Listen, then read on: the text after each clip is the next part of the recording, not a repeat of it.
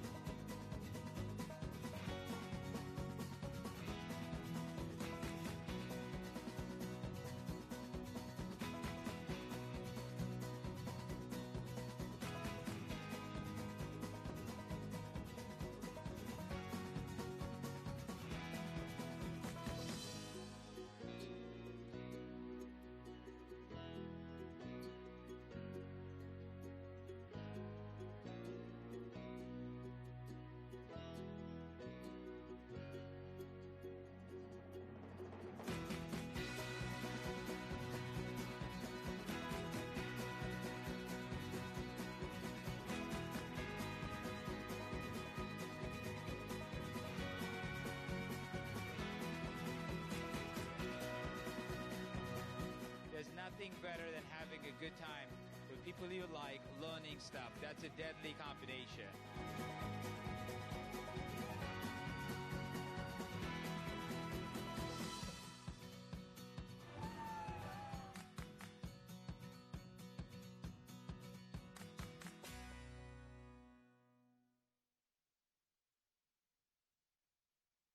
Ladies and gentlemen, please welcome Sprinklr President Carlos Dominguez. Good morning! Are you having fun? This is a great venue. You know, I looked at the hangover breakfast thing, and I said there is one way of curing it. The only way to not be hungover is never to stop drinking. That's kind of the approach I've taken for today. I'm actually very thrilled to be here. Let me put this down because it's going to be very hard to talk to you. But we were trending yesterday, right? If you kind of look at that, Unenterprise was trending, and it was trending in Nashville. I think the goal for us is to have Unenterprise trend everywhere else around the world. So a couple things. They were asking me a lot of questions, right? One of the questions I got asked, I was working on my two-step, but they want to know, right, if I have two-step skills. And I really honestly do not. But with the help of some of the folks that are here, well, go back one, if you don't mind. Arizono-san, where are you? Raise your hand. Stand up. Are you here? There he is. Everybody look at Arizono-san. He is going to teach us how to do the two-step. Watch. Go back. It's not playing. Is it playing? Not playing. It's okay. He does a mean 2, 3, 4 step. I don't know how many steps were there, but man, he can do it. The other thing that I wanted to kind of just bring us back to is we had 3 goals yesterday that we set out when we were doing the conference. Does everyone remember? What were the 3 goals? Who knows? Who remembers goal number 1? Come on. What is it? No? Make a friend is one of them. Hold that thought. What else? Learn something. Have you learned something? Yeah, you sure? Have you learned something, sir? I think so. Okay, what have you learned? He learned not to sit at the front seat when I'm doing a presentation. You need a little more time? Or you got it now? I learned that Sprinklr is amazing. You learned what? Oh, wait a minute. I heard that. Say it slow and loud. I learned that Sprinklr is amazing. He learned that Sprinklr is amazing. Okay, let's go home. We're done. So 3 goals, right? And learn something was definitely one of them, and I hope you have learned something. So one of the things that, we saw a lot was on John Chambers, right? So one of the things that came out was that he had said, I don't know why the images are not there, but basically Paul had said that content is king and context is queen. Queen bee, there she is. The other one that came out was, people talking about our UI.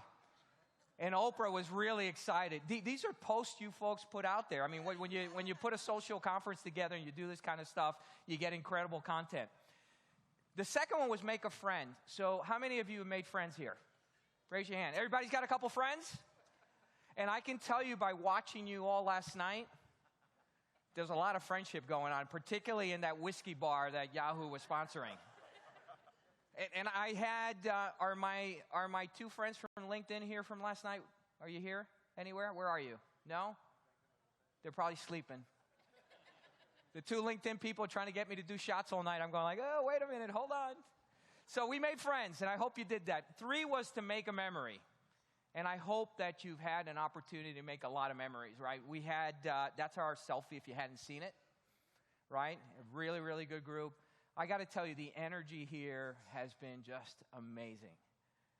And the fact that we've been a long night, we've been partying, and everyone is here. And someone in the audience said to me just a little bit earlier, Carlos, I'm so sorry it's Wednesday and it's going to end.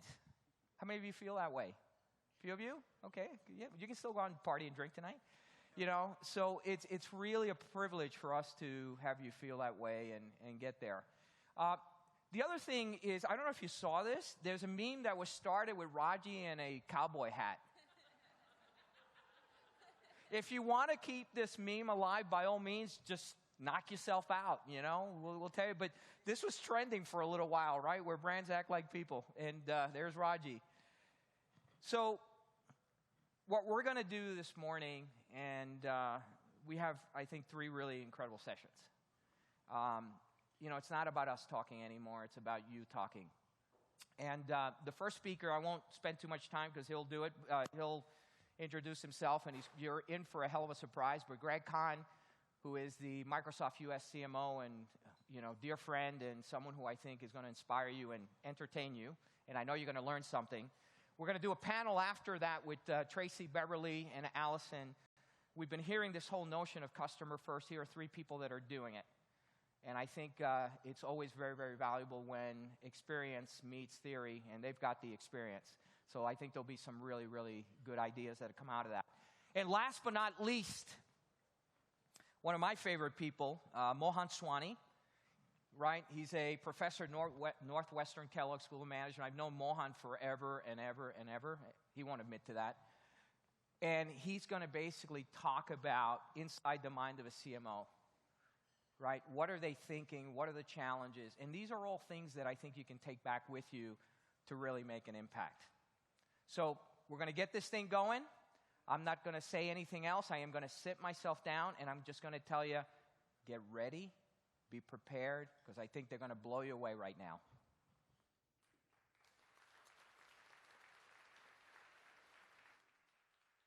Ladies and gentlemen, please welcome Microsoft USA General Manager and Chief Marketing Officer, Greg Kahn.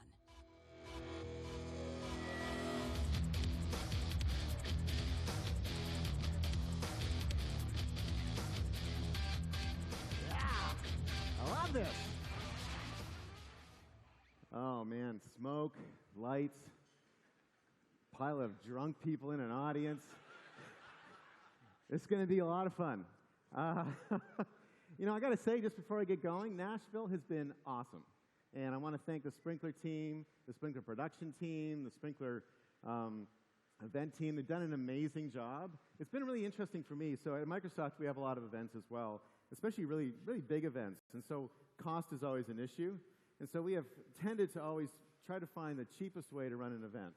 And so if you want to go to a Microsoft event, they're typically in the least desirable place you can imagine. So Orlando in July. I'm not kidding. Atlanta in July. And this year they decided to up the ante no more Atlanta. It's only 105 in July there. Orlando, it was like 100. Humidity was pretty high, but it was only 100. No, we're going to Vegas in July this year. Yeah. 119 degrees. See how that works out, right? Anyway, this is just beautiful, and it's been great to be here. So I'm going to sort of kind of go through some stuff about marketing, talk about some stuff in sort of the social area. I am going to ask for some questions from the audience right up front. So the folks that are sleeping in these front benches here, you're going to have to wake up, and we're going to have a few questions, just so I kind of get a sense of where you want me to go. I really want to focus on digital transformation. We were Sprinklr's first customer, and it has had a massively transformative effect on us. So I want to go through that in detail. So a little bit about me, my favorite topic.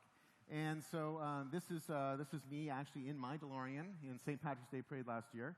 The kind of theme of this speech is marketing to the future, because I like to think about the past and how it informs the future. And a lot of what we're doing actually leverages things from the past as we go into the future and as we go into a lot of change. So that's hopefully you get that theme out of this.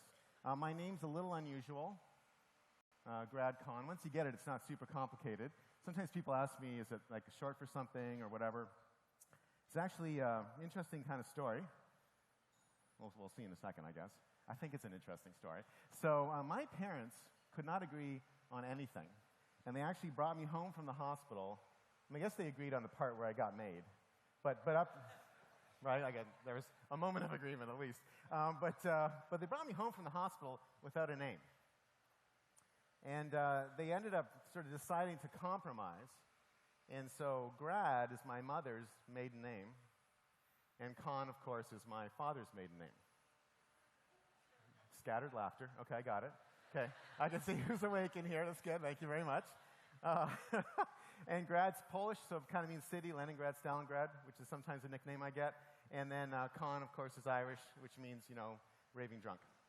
Well, that's what I heard. It's family legend. Anyway, so let's go back to the future. Let's go marketing the future. Let's sort of see what we're going to talk about today. A little bit about my background. So I actually started my career at Procter & Gamble. So I'm a traditionally trained packaged goods marketer. And a lot of questions people have in this time of marketing transformation is, what does my team need to look like? Who needs to be on my team? What kind of skills do they need to have? And having a basis in basic marketing fundamentals is important. But then I spent a dozen years doing startups with a strong focus in engineering, and that actually led me into Microsoft research. So I actually have a very sort of technical background and a very sort of marketing background. I think that's been really helpful for me as I sort of come into this sort of time. And it really is like the time we're in right now is it's a real time of change. We live in a time of stimulus response. And do you know what I mean when I say that? Okay, that's where we're going to play it, eh? Okay. I got it. What's this screwdriver on the stage here? Is this for me? Man, oh man. Opportunity to retrieve Holy it. smokes. Okay, I'm just going to sit down here. This is getting ridiculous. All right, so stimulus response. So does anyone have a thought on what stimulus response means? I heard real time. Okay, sort of. Across any channel. I don't have anywhere to go, so I'm happy to stay here. Okay, I got two thoughts. Okay, let me tell you what I think it is. So classically in marketing, what we've done is we've told people what we want them to think. Right? My brand is better. We fly the friendly skies. All right? Too soon? I don't think so. I'm just getting going on that one. The whole presentation's basically about that, so buckle up, so to speak. Don't buckle up, actually. That makes it harder to pull out of the seat. Hurts. Oh, man, the hashtag United mottos. Oh, my God. It's so funny. Okay, so what you're actually looking at is you're looking at people telling people what to think, because we had no way of knowing what people thought in return. And so basically what we had is we had this system where people were sort of amplifying a message, think this about me. And I'm going to keep saying it until you repeat it back to me, which is okay. It's not terrible. It's not a great model, though. It's not really the way we talk to each other. Stimulus response is the way we have conversations with each other. It's kind of like a little bit of what we're doing right now. That's why I'm kind of trying to just see what you all think. I'm going to ask some questions. We're going to try to go back and forth. There's a guy over there in a white shirt on his computer, not even looking at me. I'm going after you, baby. Okay, so I can see you, you know. I can actually see all of you. So who does a really good job of stimulus response? Comedians. Comedians actually have a message, right? In fact, every comedian has the same message. Every comedian has one message, which is they want you to think that they're funny. That's it. I am funny is their message. Now, if a comedian was a marketer, the comedian would come on the stage and they would say, I'm funny. She's on her computer and her phone. Look at that. That is super awesome. I'm clearly captivating you, and I appreciate that. Oh, no, you're 2 phones. Oh, sorry. 3 screens at once. I love it. There's a screen here, too. Like I said, I'm going to keep doing this. Okay, see, I'm starting to get. Okay, that's good. I am funny. So if they were a marketer, what would a comedian do? A comedian would come out on the stage, and they'd say, I'm funny. That's the message. And then they repeat it. I'm funny. I'm funny. I get some frequency on this, right? Get some frequency. I'm going to do some other. I'll put it on the board behind me. I'll get a testimonial. Brad's funny. I'll have sort of flyers on the tables, multi-channel, right? I'm going to hit you. I'm going to do geo-targeting. Brad is funny. And what are you going to think at the end of that? You're going to think, someone's going to say, what was it like? And they're like, well, he said he was funny.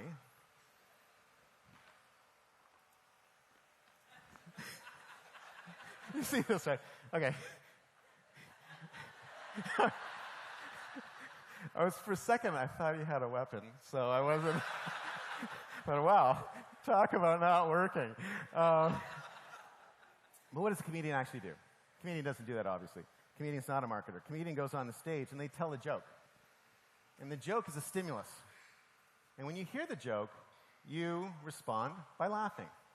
And what do you think? You think to yourself, wow, she's really funny. You've made that conclusion on your own. The power of a conclusion that you make on your own is 1,000 times more powerful than a conclusion that someone tells you to believe. In fact, the more that someone tells you to believe something, like for example, people that say, trust me. When someone says, trust me to you, what do you think? Here comes a whopper. All right? This is a liar. Because they're telling me to trust them.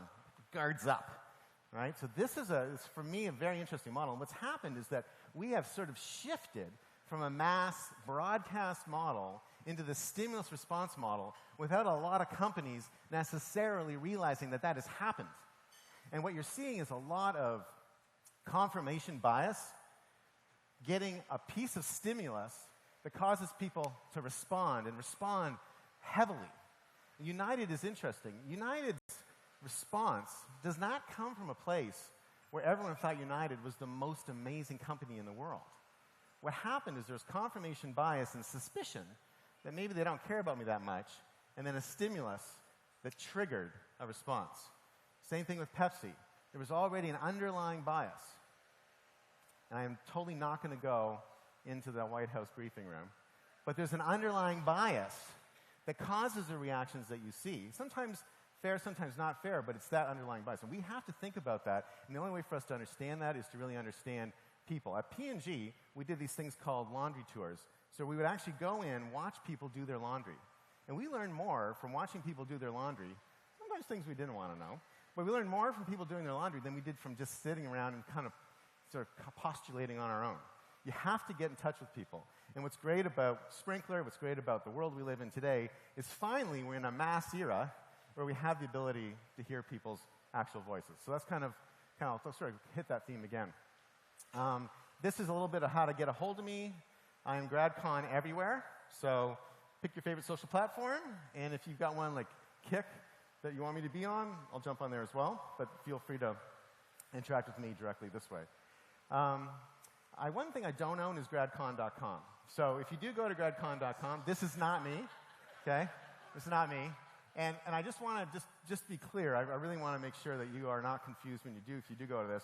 It does say GradCon offer tiny connector solutions. And I just want to say, I do not offer tiny connector solutions. You can take that any way you want. I'm just saying I don't offer that, okay? These guys have been trying to steal my Twitter handle for 10 years. All right. So I'm going to show a video. I think this is a really interesting video about, I literally saw it this morning after I woke up on my favorite blog, which is boingboing.com, or boingboing.net, sorry. And this is, I think, a really interesting video that demonstrates transformation. It's not digital transformation, it's bicycle transformation. But watch what this rider does. And imagine your favorite industry as an example here. So pick the industry that you're in and think about who is the person in the yellow and who are the players that are in front of that person. So I'm going to play that video now.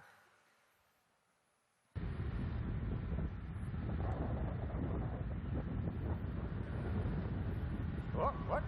Oh. Transformation. I've eliminated the sail of the body.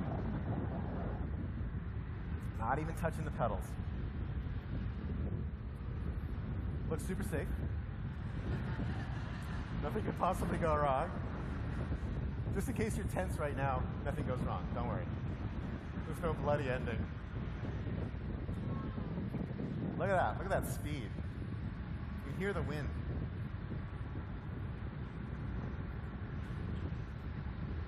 Shout out who is this?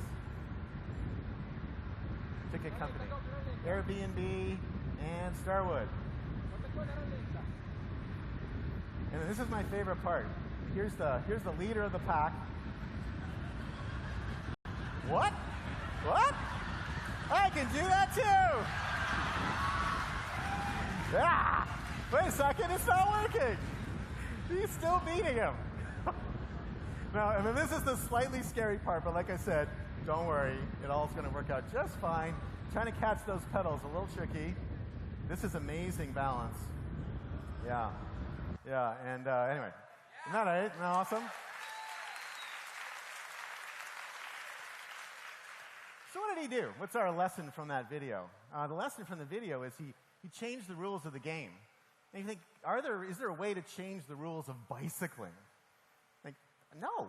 Like, you put your feet on the pedals, you pedal. I mean, it's the same thing, right?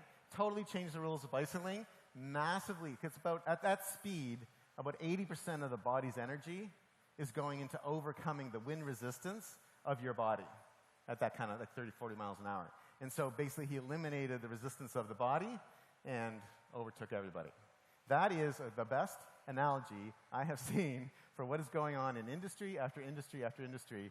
And I just loved it, and it was like, just popped it in. I will say, I want to thank the production team who, like, literally, well, I'm not going to say that, but they were very upset. But they did an awesome job, and Shane, thank you very much for getting that in at the last second. All right, so let's keep going on. So I'm going to take a few questions right now, so you got a little sense of where I'm going with this. And we've got a couple runners in the audience. Runners, put your hand up. Perfect. Okay, this is where we see who's still awake. Okay, great, awesome. And I'm going to take like 2 or 3 questions just to get a sense of what you want me to touch on. Because I got some time here. What do you want me to touch on? And one thing I'll just say, just because I was just at South by Southwest, when you ask the question, don't do a 5-minute thing on what your company does. Okay, so like actually ask a question of what you want me to cover, so make sure that I touch on it. So anyway, so anyone have a question?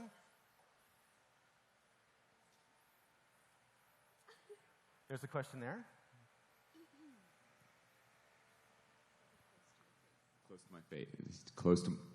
Too close. So the question that I get asked recently, and I'll pose to you too, is that how is your organization or your clients that you're helping taking data and opposing legacy thinking with senior leadership? Excellent question. I love that question. I'll definitely touch on that. Okay? How do you get the dinosaurs to evolve? And I will say that potentially it's the way the dinosaurs did evolve.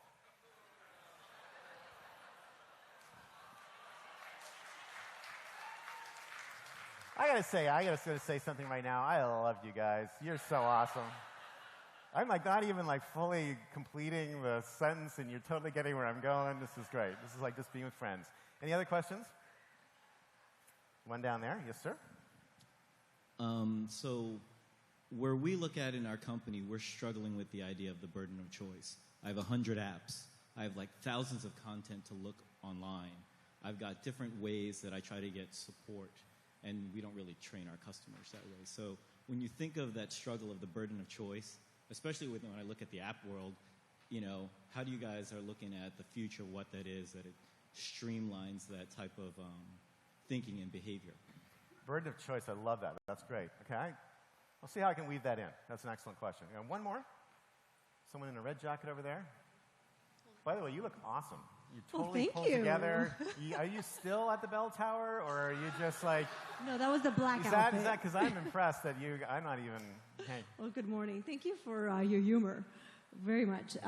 By the way, not everybody appreciates that, but I'm glad that you do. So thank you.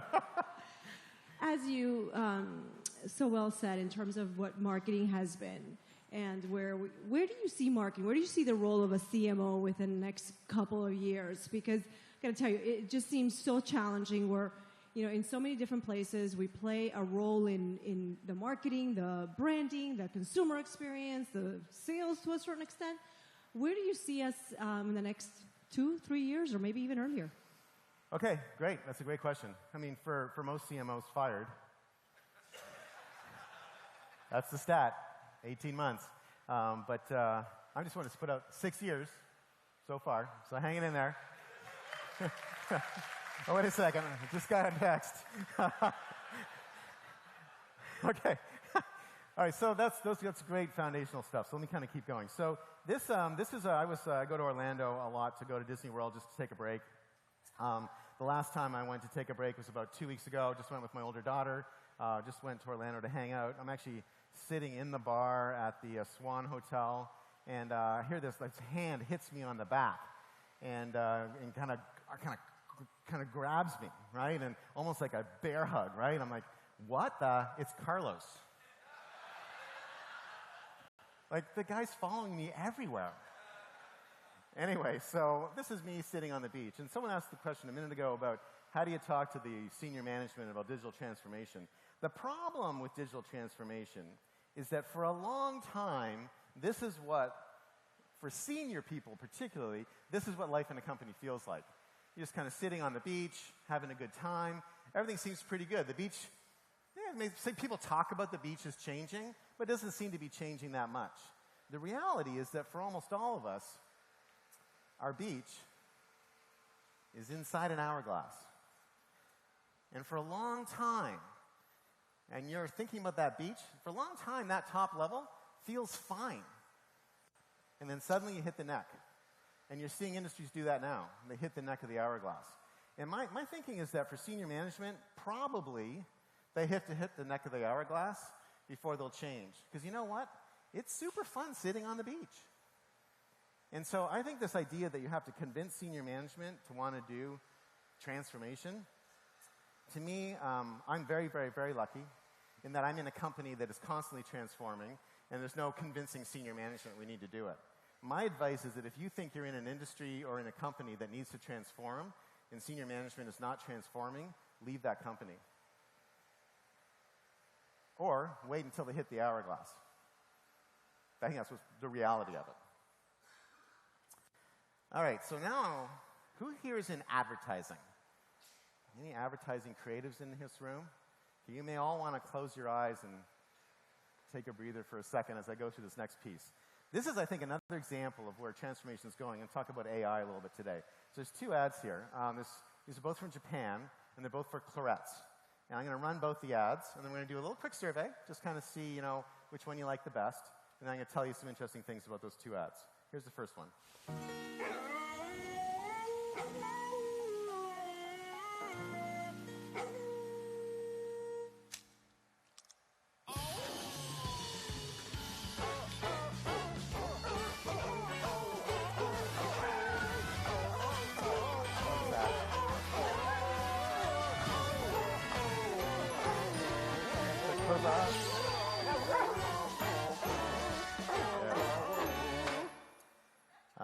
love the Japanese. All right. See, so you all remember that, right? Here's the second one. These were tested side by side. These ads were produced at the same time, and they were tested in sort of focus groups and in a market test. Here's the next one.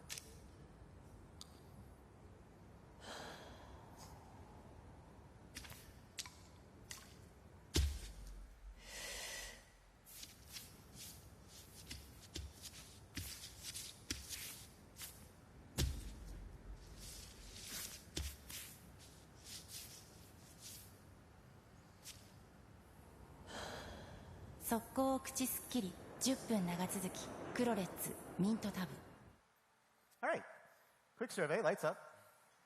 How many people thought the first ad would have worked better? Hands up. Okay, that's pretty good. And then how many people thought the second ad would have worked better? Fewer hands. So it's kind of a 2/3, 1/3 sort of scenario. The people who put your hands up first, you are correct. First ad beat out the second ad handily. First ad was made by a machine. A company called McCann Millennials. McCann's a great agency. They have I think it's a little dangerous naming your company Millennials. I just feel like that's going to age you out pretty quickly, but that's okay. They can change it again. But they have an AI creative director. And the AI creative director looked at award-winning ads, created a database of those, and then produced an ad, Fleur Corette's, that based on what has worked before, they think would work again. And you all liked it better, and it worked better. That's where AI is going. It's very interesting. And for me, that's transformation in a nutshell. Okay, so I'm going to go a little bit into some more detailed stuff here. I'm going to talk a little bit about the marketing industry. It's a huge industry. It's $2.5 trillion. What makes the marketing industry really different from other industries is that 51% of all the spending is in labor. Typically, it's about 20%. And so those labor processes are primed to be replaced by AI. You all heard me when I said that? So what does that mean? You want to be running those machines, not being replaced by those machines. Because this is the target area where people are going to go after the money. It's $1.25 trillion. You know, when someone's questioned me, what are CMOs worried about? How's the CMO job going to change? 10 years ago, Deloitte does a survey. And they found in the survey that CMOs would say branding and awareness would be what they're responsible for. Today, 2/3 of CMOs are responsible for revenue. It's a primary responsibility, and that's going to just get more. So as a primary responsibility for revenue, I've got to have the levers to be able to drive that. Even in B2B. In B2B space, you've got social driving 75% of the decisions. You've got to be on the platforms, you've got to be connected, and you've got to be driving revenue. How do you do that? If you don't control all the levers, it's really, really hard. The CMO's job's getting even harder because most CMOs are not trained in technology, yet they're making a lot of technology decisions. This is a pretty interesting chart. More than half the time, and in some areas, they're the primary decision maker, or they're in partnership with the CIO. Make it worse, there are more than 4,000, this was last year, so now there are more than 4,000 marketing point solutions. This is the Chief MarTech study. It's really worthwhile reading Scott Brinker's blog. 4,000 logos. These are marketing point solutions. Here's the stacks that come out of that. These are real stacks. Got these off the web. Real stacks. Look at this stuff.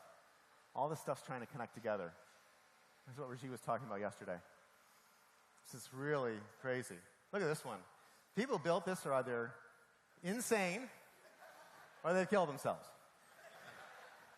Okay? This is really hard. And then we make it even more difficult as an industry because we're natural bullshit generators. That's kind of our thing, right? So, we make up stuff. We've got all sorts of books. There's a book just came out called The Cuttlefish Marketer. Now, I don't exactly know what a cuttlefish is, but if that's a picture of a cuttlefish, that is terrifying. And there's so many, right? We've got so many things that we kind of make up all this stuff. Chaos monkeys, and I love do-it marketing. I don't know what that means, but it sounds interesting. Get scrappy. There's all this stuff that we constantly are inventing stuff. If you're the author of one of these books, my apologies. But I don't think so. I tried it. And then, we don't help ourselves even in the agency business, right? So agencies are always making up logos, making up lines. Like, it's a very confusing space. And for CMOs, they're like, I'm responsible for revenue now. It's to your question. And how am I going to get there? I've got all this technology. I've got all this confusion. I'm told to like be a cuttlefish, whatever that means. My agencies have got a million different ways of talking about stuff. What am I going to do, right?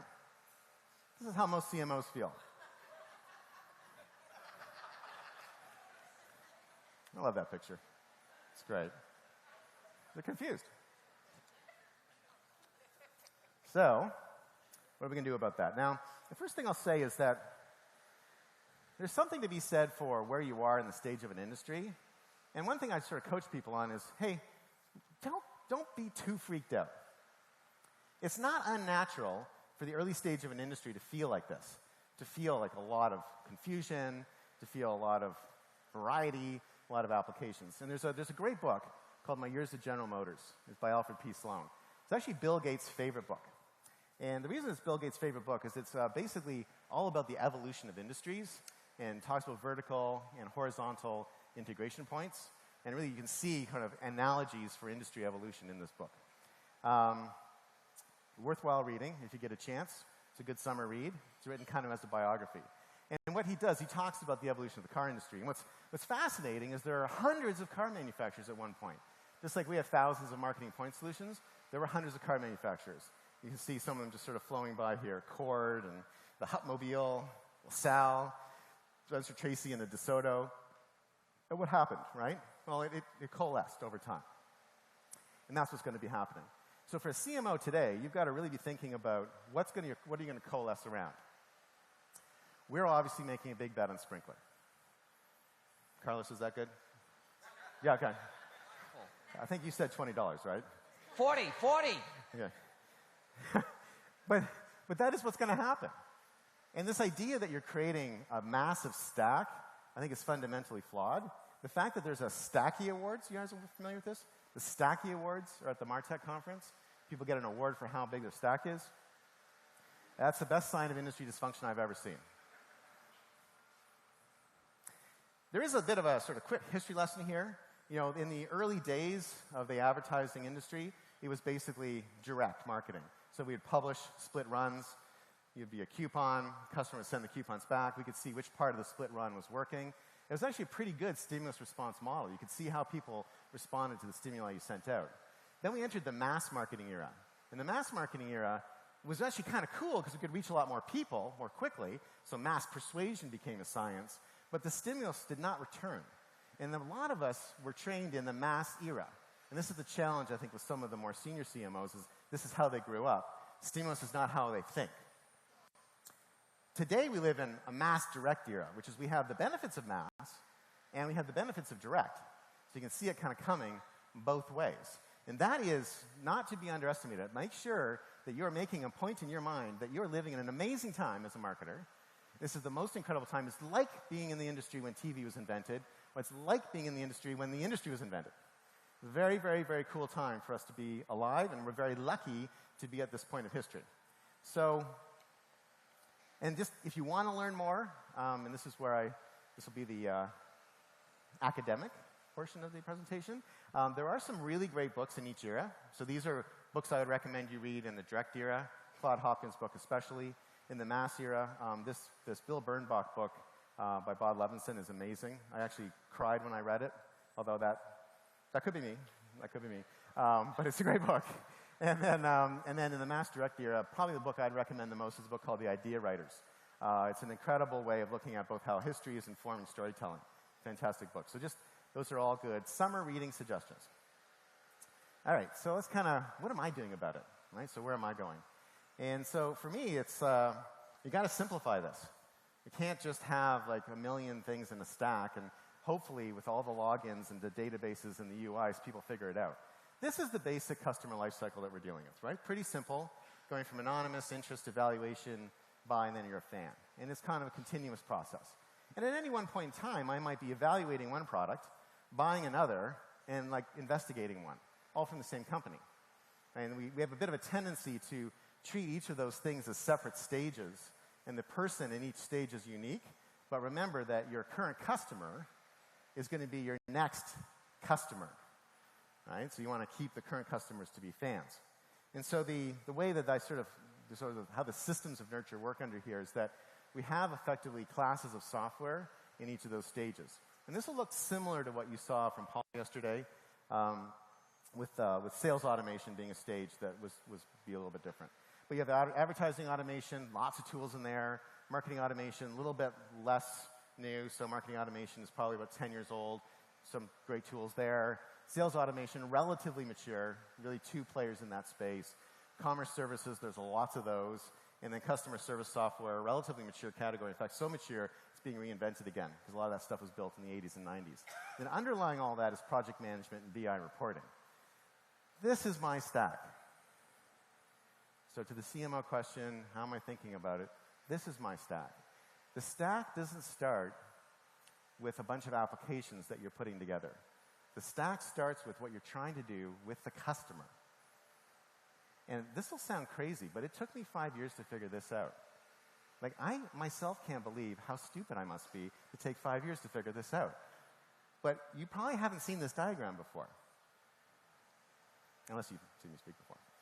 But this is relatively unique, because it's based on the way you need to nurture people through the system. And so the simplification that's kind of helpful for me is allows me to think through what is the end-to-end. And so I am going to say the same thing that was said yesterday, which is there's a whole brand new class of software coming out, which is customer experience management. This CXM category, it's a real thing. Okay? And we at Microsoft are 100% behind the idea that there's a CXM industry being created. And that is incredibly exciting. And there's going to be a set of connected clouds, and then the stack that sits on top of that for me today is relatively simple, which is I've got Adobe, which is a huge partner in the advertising space. Dynamics, obviously from a sales automation onward standpoint. Sprinklr works really heavily for us at both the anonymous and customer care stages. And then LinkedIn is a company that recently joined our fold and is going to be a pretty exciting part of sales automation. Underlying the planning stuff is just Office 365, using things like Planner and Project, and then SQL backs up the BI and reporting stack. That's it.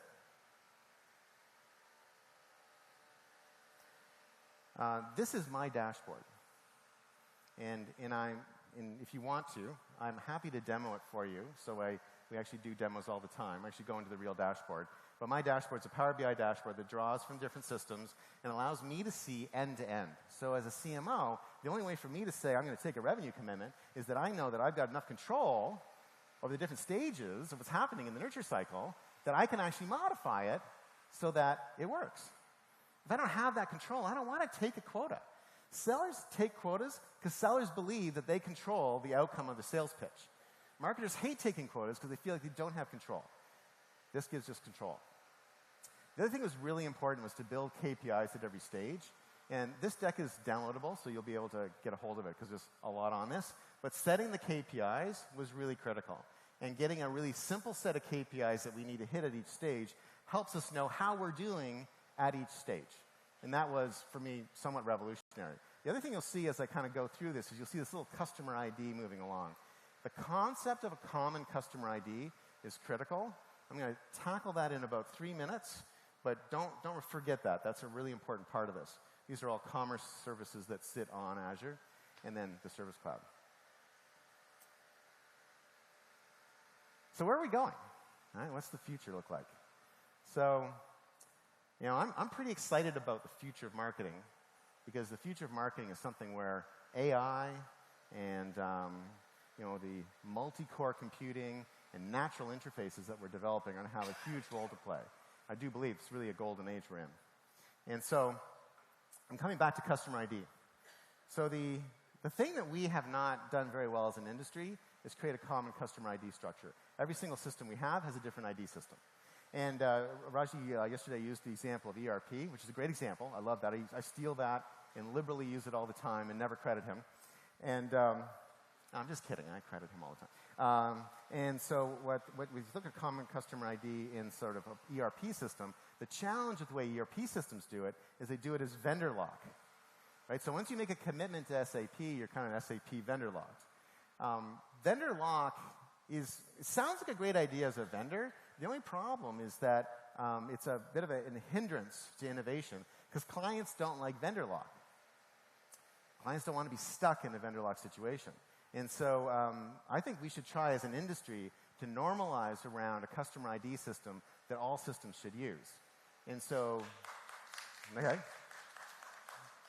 That's one person clapping. But you get the free car. There you go. All right. See? It just takes a little enthusiasm. And one of the things that's in here is the DUNS number, Dun & Bradstreet. There are 150 million companies with a DUNS number. We can normalize on that really easily. You pass through Dun & Bradstreet in 85 milliseconds. You can append 12 pieces of data in the DUNS number, and plus other stuff as well. We can actually create a really interesting normalized system around a single customer ID. So that is something that we're kind of excited about. And I can feel the excitement in the crowd.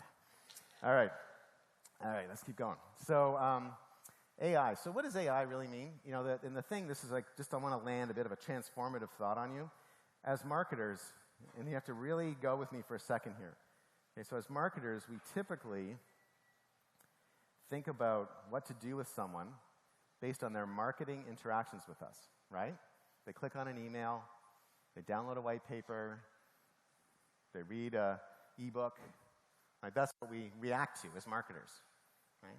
But that really is not a great reflection of that person's purchase intent. Because there's other things.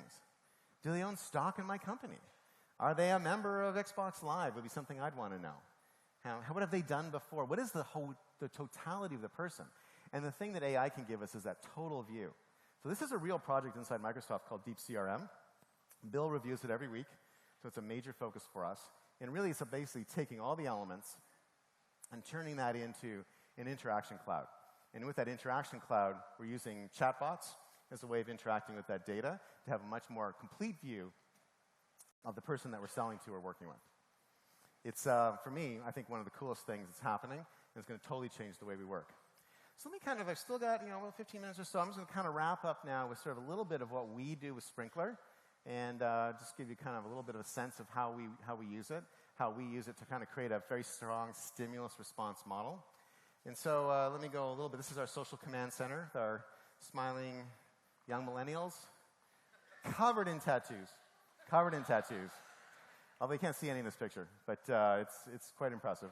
In fact, if you want to get a tattoo, drop by. We run tours all the time, and you can get a good sense of what's going on. We manage most of the company's brands in the Social Command Center and a very high interaction rate. As far as we know, we're the biggest Social Command Center in the world, period. So, and we are Sprinklr's first customer, and we've grown with Sprinklr through that process. And I'm just going to skip this video. And just skip that, Jim. Thank you. On Modern Workplace, we look at tools and innovations that... There we go. You can see it online. Trust me, it's great. But it takes about 5 minutes. I want to keep going. And there are 5 things in our Social Command Center that are really important. One is, obviously, Sprinklr. But you also have to have collaboration tools, so we use Office. We like Office for a couple reasons. It's awesome, fantastic, great, world-class software, I hear. That's what I've been told. And it's free for us, so we like that as well. And if you laugh more, it might be free for you, too. Yeah, that's better. And then we also created a lot of rules. The rules have actually taken us years to create. We actually hand these out. So if you want to know how we run the center, the rules that we have around it, let me know. Happy to send it out and share it. So that's something that we're very public with. We create content, so we have a content studio right inside the Social Command Center, actually a creative team right inside there. And then we have BI and reporting running on Power BI and SQL. This is a little bit of a sense of kind of what we do. We've got this is our listening dashboard. This is what we do for engagement, very standard Sprinklr interface. We haven't customized this the way Nike has, which is beautiful. We were the first users of the paid module, so we've centralized all paid through Sprinklr. That's been a fantastic way of knowing how to optimize the advertising that we're doing. And then this is the Power BI reporting that we do, which we actually created with Microsoft Research, and they kind of worked that into the Social Command Center. And so we have basically sort of 2 models of interaction. So we have sort of reactive and proactive interaction. I want to just quickly describe how that works. So on the reactive side, which is actually quite interesting, we filter 150 million messages a year. 150 million messages we see. And then we put that through an Azure machine learning layer and cut that down to about 12 million. Because there's stuff that we'll pick up in our keywords, like the word Office and the word Windows. Amazingly, People aren't always just talking about our products when they use the words Office and Windows. I don't know, who would think, right? Sometimes people want to clean the windows in their office, and they're not talking about us. So we clean all that out, and that goes into a central triage center in Costa Rica, and then about 5 million messages make it into the Bellevue Social Command Center, which is near Redmond. Those get distributed through the company. And this is the key thing here, right? We have 4,000 licenses. We're distributing this through the company. Customer service, engineering, marketing, product, all these different groups are interacting. We brought the customer into the company, and then we directly respond to about 500,000 messages. Now, the direct responses for me are really interesting. I'll show you some examples in a second, because they are a classic example of stimulus response. On the proactive side, we use the paid module. A bunch of different teams go through that, and about 10 billion impressions were generated in the last year on that, and that's continuing to ramp up. I suspect that within a few years, almost 100% of our advertising will be social. So let me spend a few minutes on reactive. So reactive has got sort of 4 core components. Support, a lot of the support questions we can actually handle in the Social Command Center. Just right-click to add to dictionary. On prospects, we're looking to people who want to be brought into marketing automation. We take fans and amplify their fandom, make them love us even more. And then for detractors, we can often solve a problem that they have and turn them back into a fan. And here's some examples of the type of little reactive ads we do. You'll notice they're sent to an individual. They've got pictures that are relevant to that individual. They are all custom one-off, done in about 30 minutes. The retweet rate on these is 100%. 100% retweet rate. And it's amazing what you can sometimes get out of it. There's a band called 5 Seconds of Summer. 5 Seconds of Summer fans? 5 Seconds of Summer fans? Jeez. Holy smokes. I just found out the age of this team here. And it's a cool band. And one of the lead guitarists tweeted, where are these people coming from? Is it... tweeted, hey, missed my Xbox. So we very quickly turned around an ad saying, kind of used lyrics from the songs, picture of him, and tweeted this back to him. Reached 65 million people. Because he retweeted it. And you can see very powerful amount of interaction there. Because we sent out a stimulus to generate a response. That's the core component of stimulus response. And a lot of people say, oh my gosh, I would be afraid to do that. What if I make a mistake? Well, what is the worst thing that can possibly happen if you make a mistake? Get fired. Who cares? We're in the golden age of marketing. Get a job like that somewhere else. You got to make some mistakes. You can't be afraid to be fired, right? But look at this. What happens if this happens? What happens if this happens? It's great, right? Another one that was kind of a fun one for us is someone who we don't know, Dave Hinkle, posted a picture of 2 people at the E3 conference, the big gaming conference, E3. And we saw this, and we thought, well, I don't know, I'm not sure they're a couple or not, just from the way they're standing, but let's make them a couple. Okay, tons of interaction, great stimulus, right? If these 2 can make it work, there's hope for us all. And then it got picked up, which is like GameZone said, Microsoft approves of inter-console relationship, which just sounds just dirty enough to be interesting without being particularly dirty. Anyway, again, lots of interaction, right? We get a lot of stimulus was sent out, response happens. This is someone whose username is emo Kylo Ren. Kylo Ren, of course, a character in one of the Force Awakens, the new Star Wars movie from last Christmas. And he's basically, hey, Kylo Ren is always underlined in red. How do I get rid of that? This is a basic customer support question, right? Right-click, add to dictionary, which we could have done. And we kind of did do that. We did say that. But we decided to jazz it up a bit. And we added, just kind of made it like kind of themed and said, hey, at least on the dark side, the color matches your saber. Because Kylo Ren has a red lightsaber. Okay. Why are all the Star Wars fans at the bar at the back? What is that? That is interesting. Again, stimulus response. Okay, lots of reach. People really loved it.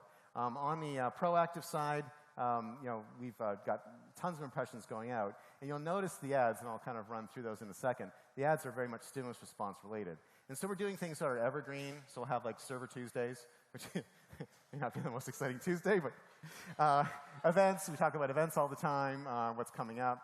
We have amplification of ad campaigns that we're doing, often for events and other things. And then, of course, offers, special offers that we have, we put those out through there as well.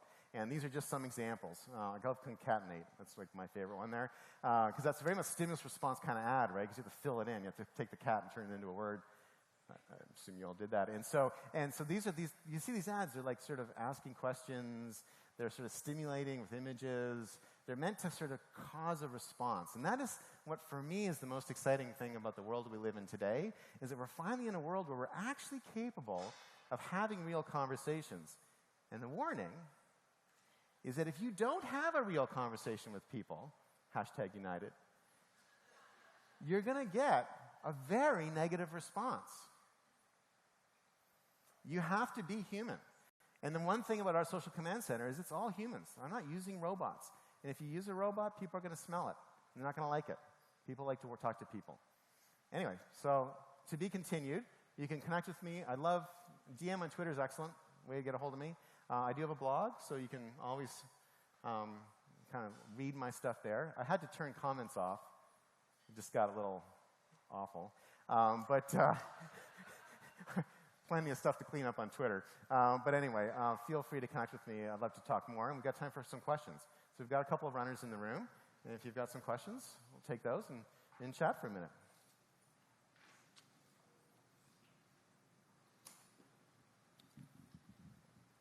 I'll start with the runner on the left. Did I really just clean it all off? It's just no questions left? That's awesome. I killed it. Oh, maybe not. Okay.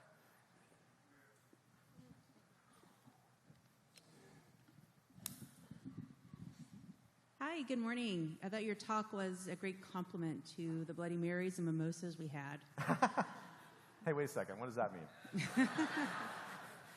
So my question is around culture, and we had speakers talk yesterday about the challenge of culture, how it can be fuel or it can also be a destabilizer for moving programs forward. So I'm wondering, in an organization as massive as Microsoft, with how many brands you have, how do you manage a centralized operation and keep the rogue forces at bay so that everyone is working in a consistent manner versus being disruptive to the mission you have at hand? Okay, it's an awesome question. And I'm happy to actually go into more depth after. Let me give you a couple thoughts on that. So what a lot of people don't realize about Microsoft is it is not centralized. It's the opposite of Amazon. And that's not a derogatory comment about Amazon. Amazon is structured in a very particular way. We're structured in a very particular way. And so our structure is completely disorganized, which is actually a little bit of the problem we sometimes have. But the strength of it is it does generate a lot of innovation. And it does let stuff bubbles up from below. So how do you so I have a social command center that we've centralized all of our brands in. How did that happen? And this is where I think the service model that we run is really important. So, in fact, I love this question so much, I might add it in the deck going forward. So, none of those brands are required to use the social command center. So we started with one brand 5 years ago, and we've grown since then. We started with listening on one brand, grew it to listening across Office, started engaging on Office, and then that sort of created a groundswell of other brands in on the engagement, and then we started doing paid. But the brands every year, they have to re-up. And the budget of the social command center is about $20 million, but it comes in tiny increments from these 28 different brands. And they actually have to buy into doing it again, which for my team puts them in a mode of deep service to the customers there and creates aggregation through cooperation as opposed to aggregation through force, which is not people don't like being forced to do things, so they'll find a way around it. And so we've created centralization, but not by forcing centralization, if that makes any sense.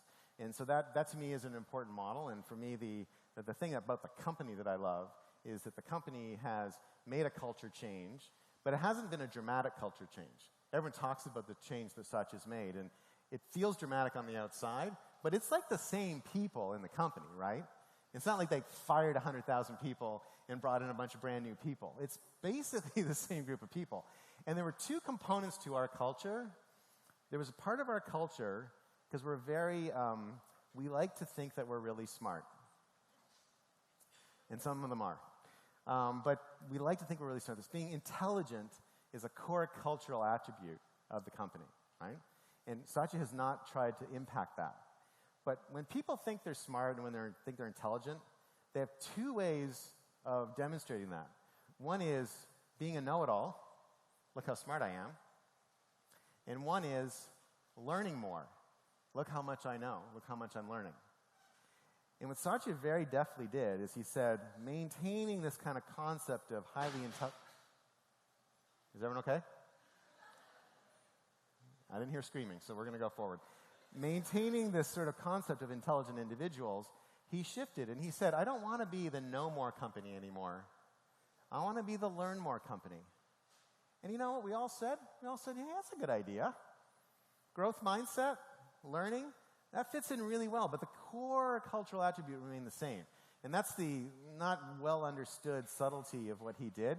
And it would really, I think, part of the brilliance of making Satya CEO is that he was an insider for a very long time, and he understood those kind of core cultural attributes, and he was able to sort of judo those into place.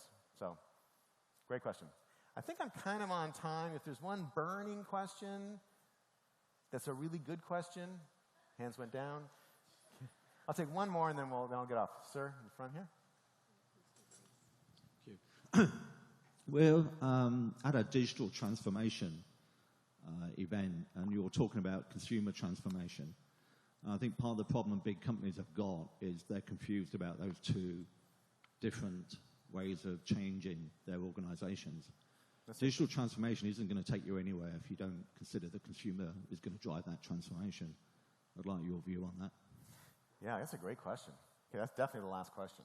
And actually, you know, this is like, it's kind of tricky because there's industry words that we have to use and stuff, but even just using the word digital transformation, like, as soon as someone says digital marketing, I'm always like, are you from the 90s? Like, what's going on, right? Now, I mean digital marketing, it's like marketing, right? And so there's a little bit of, you know, for me, I think transformation is really the issue. And the real thing that's going on is that the way that humans work, because we're social animals. Last night, very social animals, right? But we're social animals. We like hanging out. Like, we could have consumed this content online. There was no need for all of us to come to Nashville. But it's great coming to Nashville. We got to meet new people, got to shake new hands, it's different. It sinks in differently because we're with each other. So we're social animals. So as social animals, we build on each other's ideas. We've always done that. What's happened is the transmission of ideas has sped up.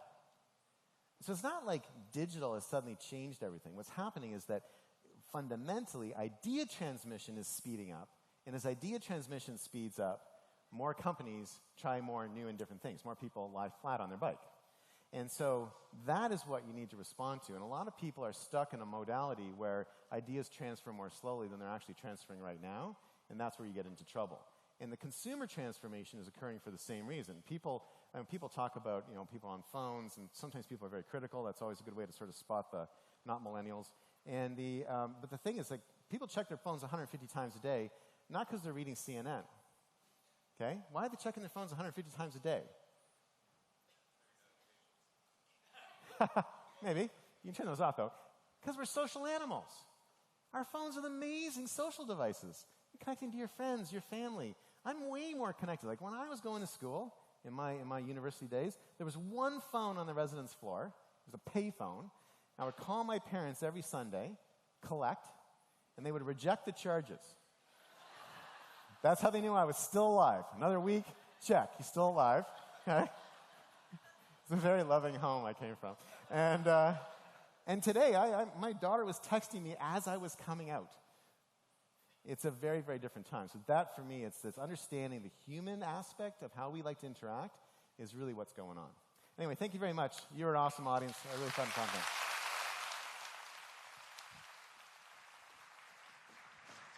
Come on, let's put our hands together for Grad. I mean, Grad, that was awesome. That was incredible. Get over here. Great job. Great job. That was incredible. So, you know, as I was listening to Grad, and I'm trying to take away a bunch of things that I did. I mean, it was so impressive and full of information. So just a couple of points I want to share. So the first one, on the stimulus response, did you enjoy that piece? I mean, that was pretty mind-blowing. So let me help you on this. I'm tall. I look like Keith Urban. Keep working it. I promise we're going to keep working that. The second thing I learned is that was that bicycle video thing like mind-blowing? So I think no matter what you do in life, even doing presentations, if you do this, I think it comes out better. So Mohan, I know you're going to come on a little later. I think if you talk to the crowd like this, it's going to be faster, better, and you're going to pass everyone. That's the second thing I learned. The third one I learned, and now this is more on a serious note, his concept that we all know customer experience is just at the very beginning, and the confusion that exists in the market. And that's kind of really a call to action for us to try to eliminate some of that confusion. And on the technology side, the customer ID, I thought, was a really interesting idea for us to pursue. I think having that single ID and figuring out all the different channels that are out there and what we can leverage is really, really important. And last but not least, and I think this was a really profound one, and it came out as one of the questions, on culture. You can't force your company to do things that you want them to do. You can't will it upon them. I think the one real point, and especially in the command center example that he gave, is you got to bring value to your users and to the people that are there. And if you bring value and they recognize it and see it, right, that's how you begin to change people. So I thought that was really insightful. So again, Grad, on behalf of everyone here, really appreciate it. I know you need a break, so we're going to give you 10 minutes. I do believe that the mimosas and the Bloody Marys are still ready. And okay. Did you load up? Let's work our way back. Come on, we're almost there. I see you're making friends. Make friends. Come on, get us back in here, and we got to keep going. All right, here we go. So the next section is we're actually going to do a panel with three incredible people. And what I want to tell you is I'm only going to take about 5-10 minutes to kick it off and get them talking. So what I want you to think about, right, is what questions you have for these three individuals. We can talk theory. These are people that are actually doing something that I think we all really care about. Let me welcome on stage Tracy Weber, who's the Chief Client Officer and VP at IBM. Let's welcome Beverly Jackson, the VP of Social Portfolio Strategies at MGM Resorts, and Allison Herzog, the Director of Global Social Business. She's in the office of the Chief Customer Office at Dell. Ladies, welcome. Put your hands together. Come on. They're gonna pipe down in a minute. I promise you. They're almost there. Everyone loaded? Everyone got not loaded? Bad word. Everyone got a drink? My feet do not touch. Okay, I think we're okay. So welcome and thank you for being here with me. By the way, they make my job very easy, right? They're gonna take this really easy. So the whole conversation, we're really gonna kick it off. We've heard about experience, and all of you are in roles where you're responsible for delivering great customer experiences. So let me begin by asking you more of a personal question. Why did you decide you wanted to do this? Because obviously it's not an easy role. Why don't we start with you? Yeah, Tracy. I'm kind of unique because I've been on the B2C side and the B2B side now in my role at IBM. And yeah, what attracts me to it is it's really the heart of the company, right? At the end of the day, it's about your customers, and if they're not happy, you're not going to grow, you're not going to get the financials. So it always, to me, felt like if you got that right, everything else falls into place. And so being part of getting that right and being that voice in an organization to get everyone else to understand that getting that right makes a difference is what I'm passionate about. That's incredible. You haven't been drinking more since you took the job, right? Well, You don't need to answer that. not today, at least. Beverly, why don't you share that? And by the way, at MGM, I mean, delivering experience, I mean, that's a pretty full-time job. I don't sleep a lot. My team knows. People who follow me on Twitter know that I'm up trolling late at night. This was an easy one. It's very different than the Grammy job or the Yahoo job. This one was, we have some of the best brands in the world. They're beloved, and people tend to come to us when they want to have a good time. And so we're a part of people's memories, their landmarks in their lives. And it was easy. And so you get to help make people's dreams come true. It's not overly complicated. If we deliver good service against our brand promise, people walk away as fans and advocates, and they tell someone else, and the money keeps coming in theory. In theory. Well, you've got a great brand, and I like that concept of making people's dreams come true. That's right in line. So, Allison, a little bit on Dell. Yeah. A lot of change in your area. So, Yeah. trying to deliver experiences now as two companies kind of come together. What was your inspiration to do it? Yeah, I mean, in terms of customer experience, I just feel like I'm really driven by always wanting to do what's right and uplifting those around me and making sure that whatever experiences we're creating, that's what we're doing. We're solving a problem for people. We're making their day better, their lives better. They're consequently uplifting others. They're designing things that save lives, that change people's lives. And at Dell, we're able to power those types of things. And we completed last year the largest tech acquisition in history. That's what Carlos is referring to when we acquired a company called EMC. And we created something called the Chief Customer Office, led by Karen Quintos. And our focus really, Karen's focus, Michael's focus really is on the customer. And it's so easy to work for people like that because they care deeply about it. And actually, there's a great interview that just came out with Karen, and the question was asked about it. Michael talks a lot about the customer, and when he created the Chief Customer Office, he put his money where his mouth was. So at Dell, we're very focused on powering experiences. And yesterday in a session, we talked about, how many of you own a Dell or have used a Dell or been touched by Dell in some way? Pretty much just about everybody raised their hand, but when we talked about the B2B side, they were less familiar. The reality is pretty much every single person in this room is using Dell every single day and doesn't even know it. So we're very focused on experience because it's a bigger picture of how we change people's lives, how we transform the way that people do things. Well, thank you. By the way, the crew, I want to thank you for finding me a chair that my feet actually reach and I can rest. I'm normally doing this, So thank you for taking that into consideration. Mine are barely touching. So if we were writing a book on customer experience and taking your collective wisdom and you were to provide one thing that you've learned that is a really good piece of advice that I want to include collectively, we're going to put in that book. What one piece of advice have you learned that you say, this is something really important? Whoever wants to start? Yeah, maybe I could start on that one. I think the one thing is you have to take some financial pain for customer gain. And I think that's the hard thing. A lot of companies, I think we saw it a bit with the United example of late, where companies were always cutting costs, were always, concerned about the bottom line and teaching our teams to be scrappy. But sometimes you need to make the right call for the customer that might end up costing you or might end up foregoing revenue or adding costs. But what you get long term from that, even though you can't directly measure it, you got to believe the amplification of the message, the person seeing the recovery of the situation and then doing word of mouth around that, you're going to get it paid back in spades. I think that's the hardest thing that I've learned over my career. Yeah, that's a hard one to sell. It's going to get better in the future. Let's invest now, right? That's not an easy sell. Who wants to go next?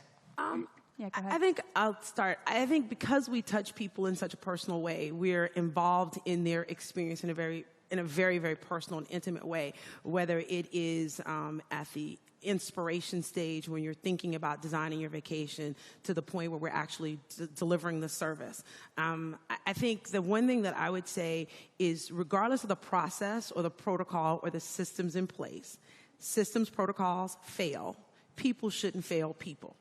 And so stop and listen, hear their story, put yourself in their place, and think about the service you would want to receive and what experience would you want to be the outcome, and start there.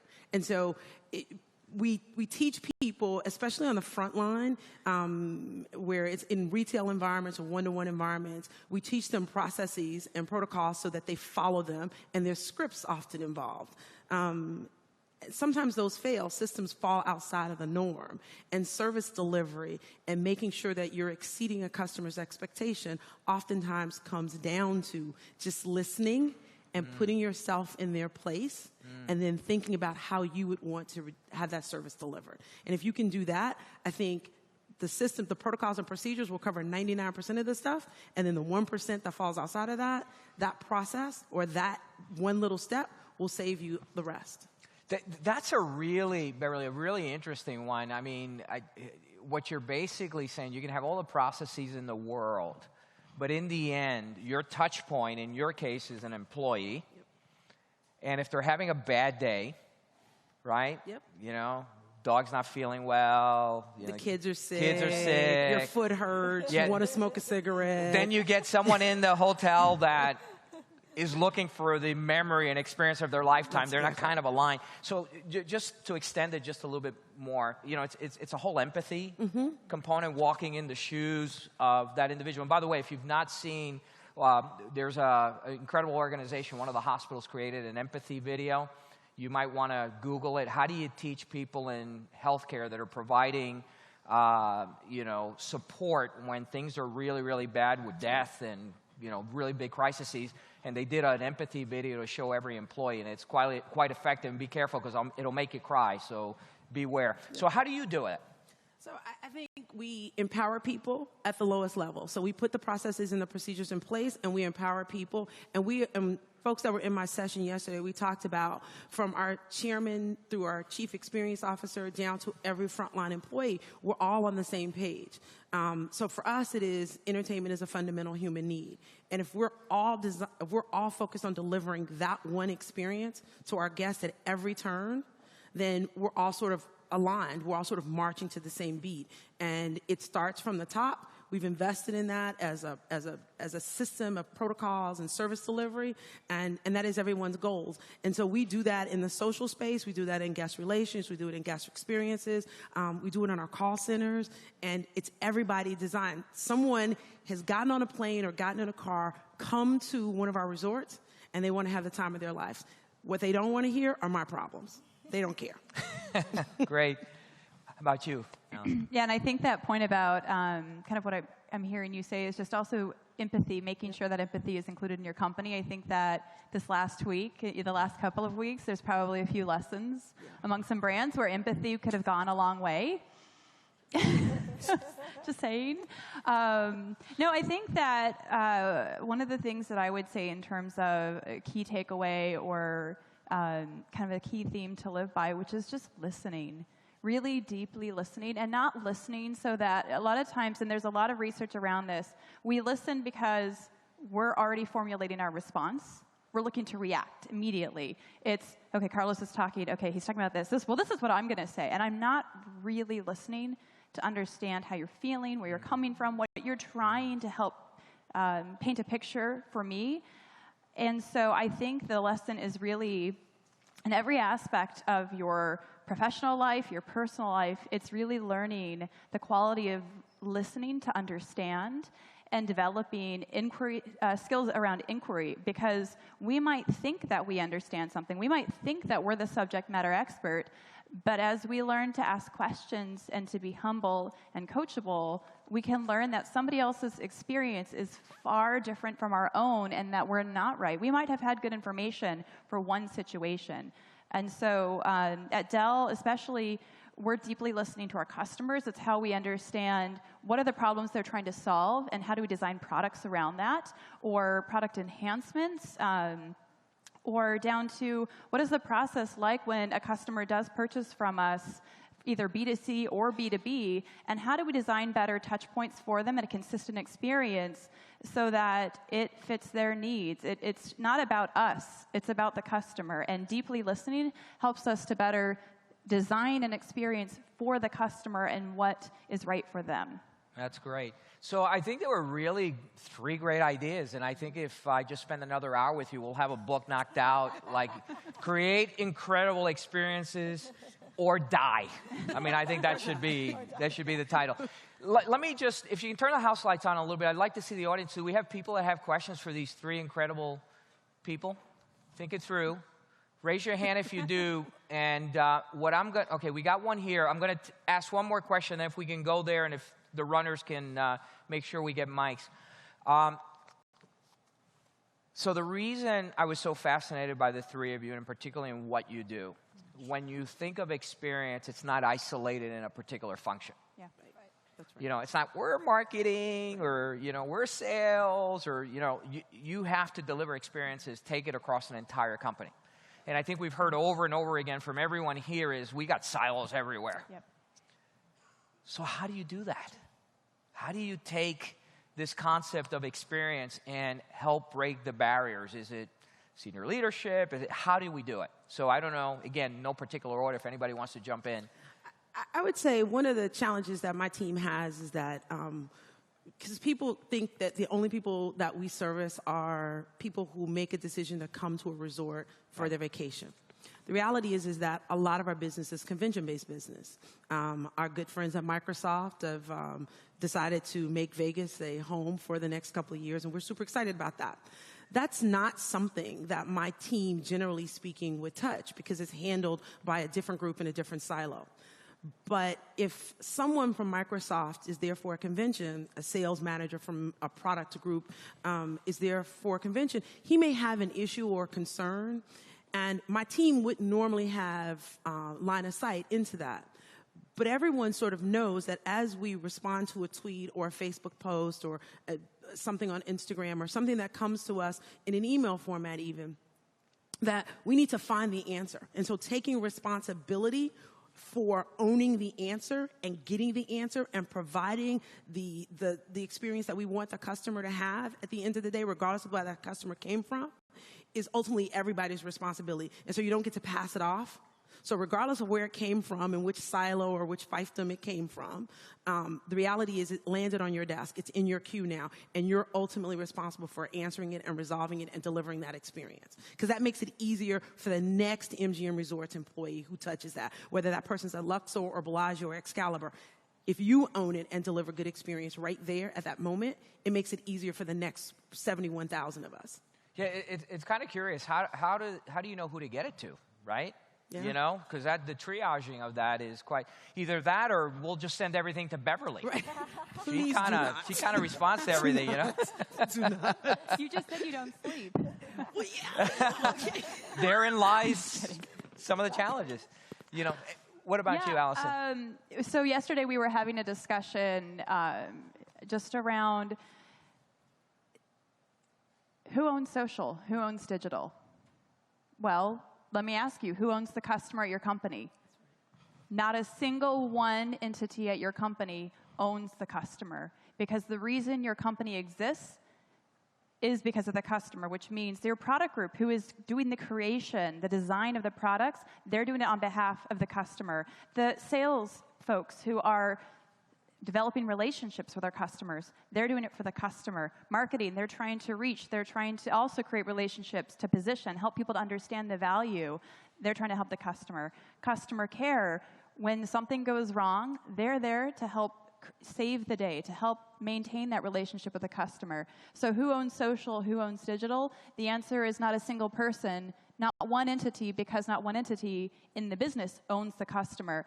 And that doesn't mean that there's not accountability. There's shared accountability. And so you have to create a system where you're looking to design a consistent experience, and then you create swim lanes for how that works. But there has to be shared vision, shared accountability, or it doesn't work. It can't be one day marketing, one day marketing owns the customer and the next day customer care does. And because of that, and there's no coordination, there's silos, they receive very different experiences, because many times we think of marketing as a revenue generation part of the business, and many times we think of care as a cost center. So one group is focused on spending money to get 6 seconds of somebody's time. Whereas the other part of the company is trying to get as little time, they're trying to help the customer not spend time with them. That's disjointed, that's a problem. You're spending a lot of money one place, trying to save money another place. If we actually work together and understand also from the customer's perspective how that feels, then, man, our dollars are going to go a lot farther and our customers are going to be a lot happier. Yeah. So it's sharing that accountability. Yeah, having run a fairly large business there when I was at Cisco, you know, a couple of things that are always important is the measurement, right? So agreeing on what the KPIs are, right? The second thing, org structure, which I'm going to ask you in another moment here, just a second, is extremely important. How are you organized to be able to deliver it? And the third one, which is I think the most important, people will behave on how they're compensated and rewarded. So does the compensation actually highlight and reward those that are achieving the goals that you're trying to do? And I'm going to come to you, Tracy, in a second, but I would like for you just to share what Dell and EMC did, particularly with Karen, and how a new role was created. Yeah, so as I mentioned, when we completed the acquisition of EMC last year, we were bringing two different companies together. We did a lot of research to try to understand what were the similarities of these companies, what were the cultures, all those different things. But one of the things that Michael saw as an opportunity, and there's a lot of research that backs this, Gartner originally had said by 2016, so last year, that 89% of companies would compete based off of experience. Well, that was last year. Okay. Walker says by 2020, they say the same thing. We also hear a lot about that the next thing is going to be competing based off of experience, not price. And frankly, those are the customers you want because longer-term relationships, much more value in terms of being able to design and partner with people, not be transactional with them. And so as a consequence, Michael saw that opportunity. He saw the way things were going, and also Dell was founded being customer-centric. Michael created the company because he saw a pain point. There wasn't a direct model at the time. He created one. So he created the Chief Customer Office, which is led by Karen Quintos. She was formerly our Chief Marketing Officer and had also a long tenure, so she did not get the text, just like Grad has not gotten the text. And Michael saw that she was the most customer-centric executive that he had, created this role and said, Karen, you've got a blank slate. What do you think this office should represent? Yeah. And the way that she created it really centers around three different things. One, which is customer advocacy. And so she has one organization under her that's all around customer advocacy. And there are different functions that represent enterprise, commercial, and our consumer and small business entities within the organization. This is all cross-organizational. We're working with every single area of the business, every region, every different owner, because we're trying to act on behalf of the customer. We then also have data and analytics because we saw the tech stack. It's kind of crazy what's possible out there. We also know in the time of big data, how much data is being created every day. It's monumental. So trying to make sense of it, and instead of bombarding our customers with surveys or trying to better understand them, it's let's create a 360 view and let's become more intelligent about what's really happening in their journey and in their touch points and all those different things. And then the third piece, which I'm really quite personally passionate about, is that Karen chose that to sit underneath her diversity and inclusion, corporate social responsibility, and entrepreneurship. These are really key areas. When you are a company the size of Dell, you have a responsibility. And you want to work for a company and you want to partner with a company that has a value system and recognizes their responsibility to change the world in the best of ways. So, so this is what the Chief Customer Office represents. And we work, like I said, cross-functionally, and we're working to advocate on behalf of the customer, but also mapping that to strategic business outcomes. Yeah, well, that's very insightful, and the fact that it's supported by Michael. And it's starting at the top, and I think that's a really, really important point. So in the spirit of customer experience, I know you're waiting to respond, so I'm just going to let her finish the question that I asked her that she's not even going to remember what it was, but I'm going to cue it again, and then we're going to go right to you after that, if it's okay. From an experience perspective, can you live with that? Okay, great. Just checking. Just checking. NPS score Yeah, no, I'm working on my NPS score here, you know?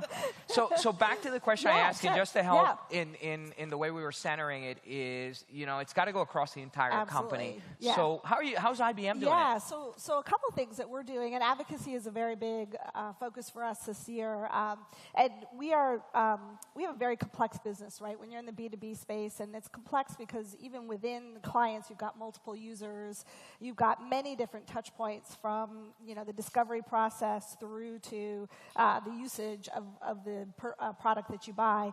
So we've, first of all, been mapping out what our customer journeys are, which we hadn't done before, really understanding the moments of truth along that journey, because there's some that are more important than others, admittedly. So identifying what those are, putting KPIs against those, and also measuring NPS against all of those, because then you get to a place where the teams that are involved in those different touch points, they have a metric that they need to be accountable for, and accountable to the people or teams that were upstream and downstream from where they're at. And then getting rich verbatims from that as well, because a lot of times the issues that one team may deal with a customer were created by the prior interactions with other teams and other groups, right? So the issues flow downstream oftentimes.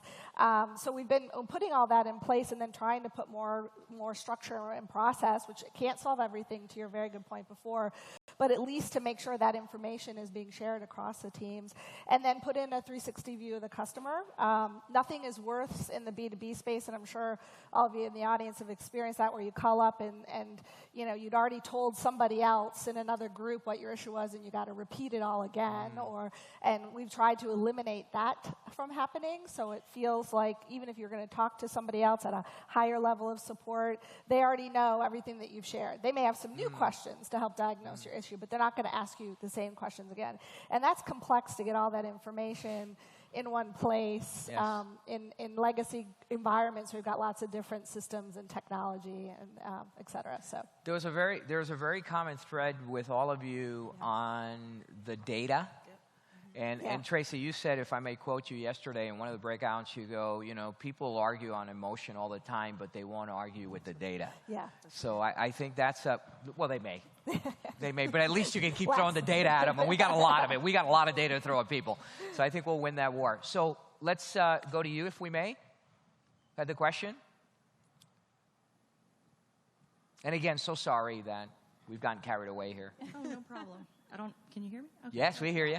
So what are some things that you've done to convince all facets of your organization that customer experience is not just a responsibility of marketing or operations? Yeah, so well, connecting NPS to financial outcomes. So when you get scaled data on customer satisfaction, it doesn't have to be NPS, it can be other measures. You know, correlating that with financial outcomes on cohorts of customers, where you can show that people had this type of interaction, had this type of NPS score, and then had either retention rates or repeat buying behavior, whatever is the right measure, right? So even if your company isn't growing, maybe because of bigger macro issues, you should be able to prove in segments of populations that there is a connection to a financial outcome. I would say with us, I'll start at the top and then go sort of down it. We start obviously with market share, and then from market share to share of wallet. So can we have the biggest group in town? And then from there, sort of how much are you spending? And then how much of your interaction are we getting, or how much of your engagement are you getting? Some of the stuff that Sprinklr helps us measure. And what we're able to do effectively is to pull that back across from the smallest touch point to, wow, I'm having a great time here on the lazy river at MGM Grand, to knowing through our loyalty program that you spent, you know, $750 more this trip than you did your last trip, to you've now already booked again for your next trip. And so we sort of measure that through the sort of customer journey across. And we keep those pieces of data connected throughout the system. And it's just, we all work from, I think for us, it's we all work from the same playbook. So it's very difficult for people to get lost, and when they sort of are misguided and they miss one of the milestones or the mile markers, we're able to gently pull them back into the fold. Sometimes it's not so gentle. And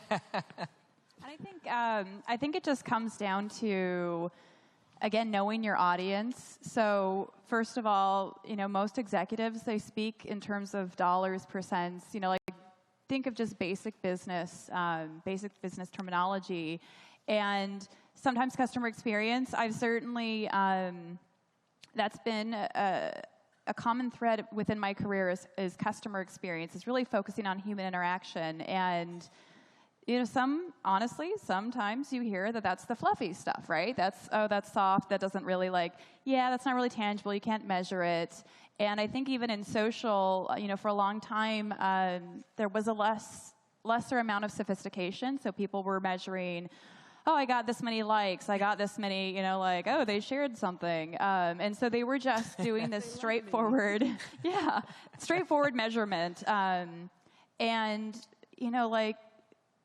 So you're going to bring, 50,000 likes to your CEO, and he's or she's going to say, cool, is that good? What is that going to buy for us? Is that, How did it move the stock price? Yeah, well, right, exactly. We've seen other things. You might check the stock price of a certain company that within the last couple of days and see almost $1 billion drop. Yeah. Customer experience. $1 billion in a day and a half or something like that, because there was a terrible customer experience.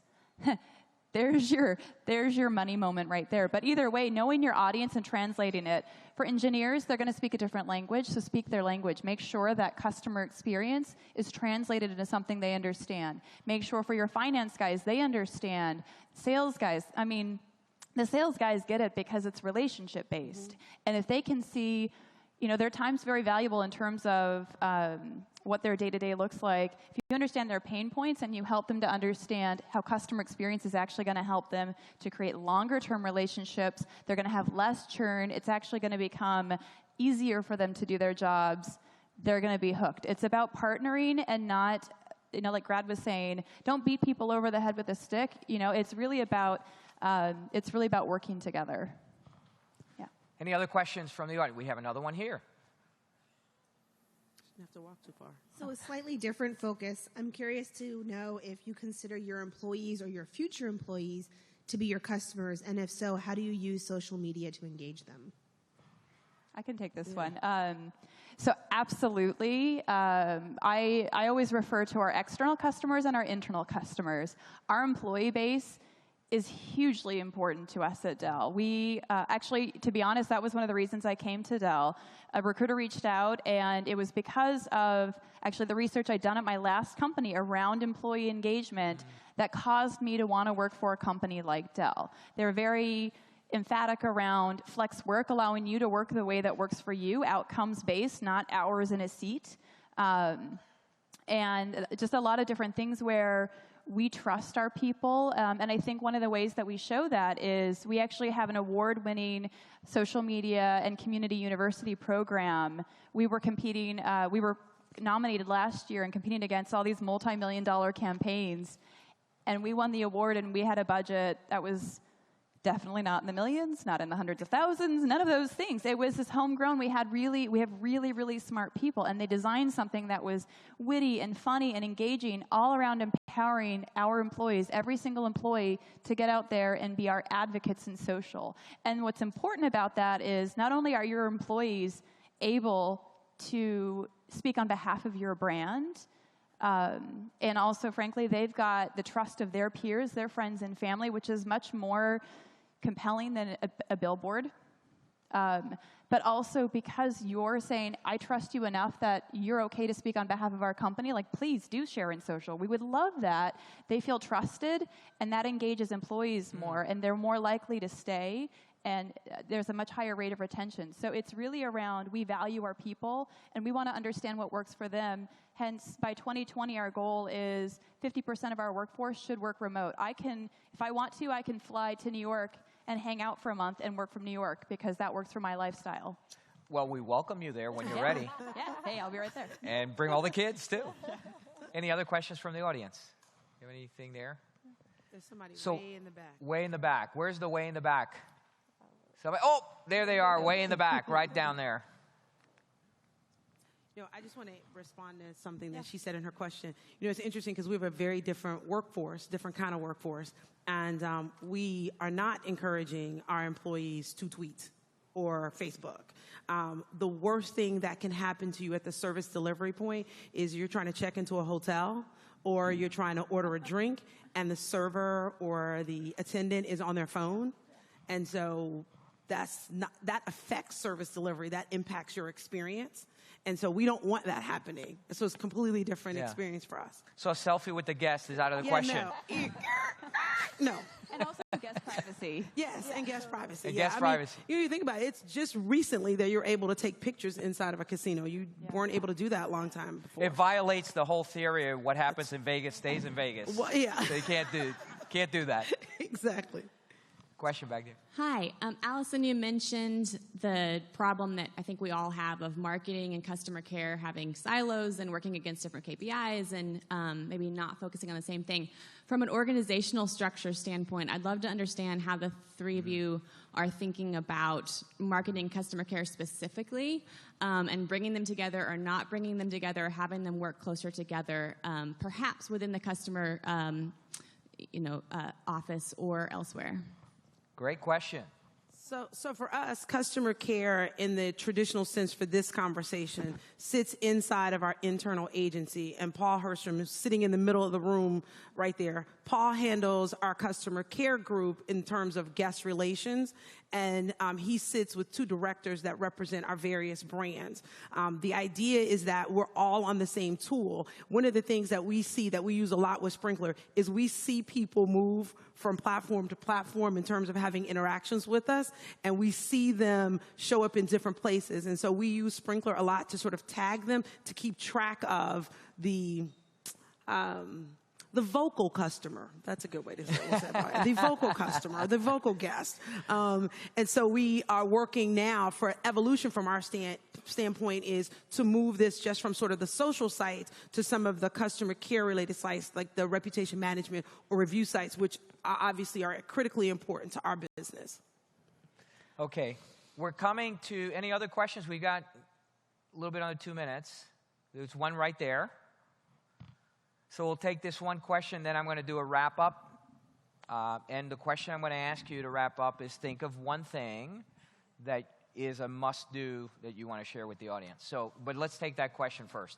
Hi. I just wanted to ask, what would be, for the three of you, one thing, like kind of a bullet point that I could take to the higher-ups to convince them that marketing should be working closer with customer care and customer service, and just what could I say to them to make them understand how important this is, I guess? Yeah, so I think the one that I think is, that was actually, I talked about this a bit yesterday, one of my big learnings from my Gilt experience, which is where I was before IBM, is how important retention and repeat buying behavior is. And if you have a leaky bucket in your business, the amount of effort and frankly probably why a lot of CMOs last only 18 months is because it's a hard work to fill the top of the funnel and build that business back in when you're losing your core business or your repeat buyers are no longer repeating. So retention is so key, and nothing drives retention more than customer experience and customer care, because you actually can become more loyal when you have an issue and it gets solved in a really effective, good way, right? Recovery is extremely important. So to me, the biggest point is trying to connect the dots on why the marketer's life is going to get easier if repeat buying behavior or retention increase, and connect that to what customer care does and what customer care drives. So my answer would be a simple one. It's LTV. It's something that I learned at Yahoo. Was drilled into me early on in my first days there. And I'm married to an accountant, so the lifetime value of something or someone, it is much easier to understand that and to retain that expressed dollar amount than it is to try to go find new people. So that was mine. Yeah, and I would say, just adding to that, I think those are both very important and very tangible. It's just the same thing I said before, which is if you look at how much money, we saw the statistic around,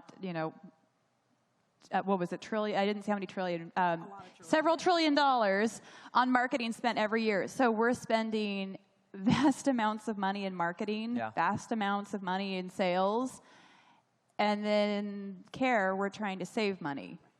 But we're trying to get time with the customer. We're trying to develop a relationship with the customer. And those two worlds, if they're not aligned, you're literally flushing money down the toilet, and that's a problem.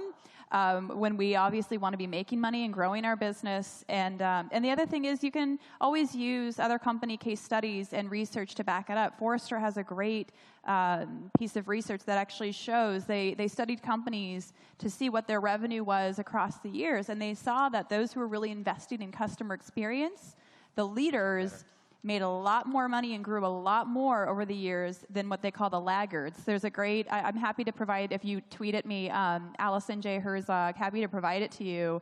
But you just look at that difference in revenue, everybody can align around that. So we are out of time, but I did say we're going to do a lightning round. Just one quick piece of advice. Anyone can start. Three advices must do for customer experience. Who wants to start? Keep it simple. Keep it simple. We got one. Just do it. And number 3?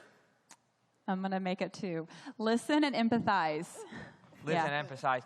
I would like for you to thank Tracy, Beverly, and also Allison for being here. They really provided, I think, incredible content. Thank you for joining us and doing such a wonderful job. Thank you. Thank you so much.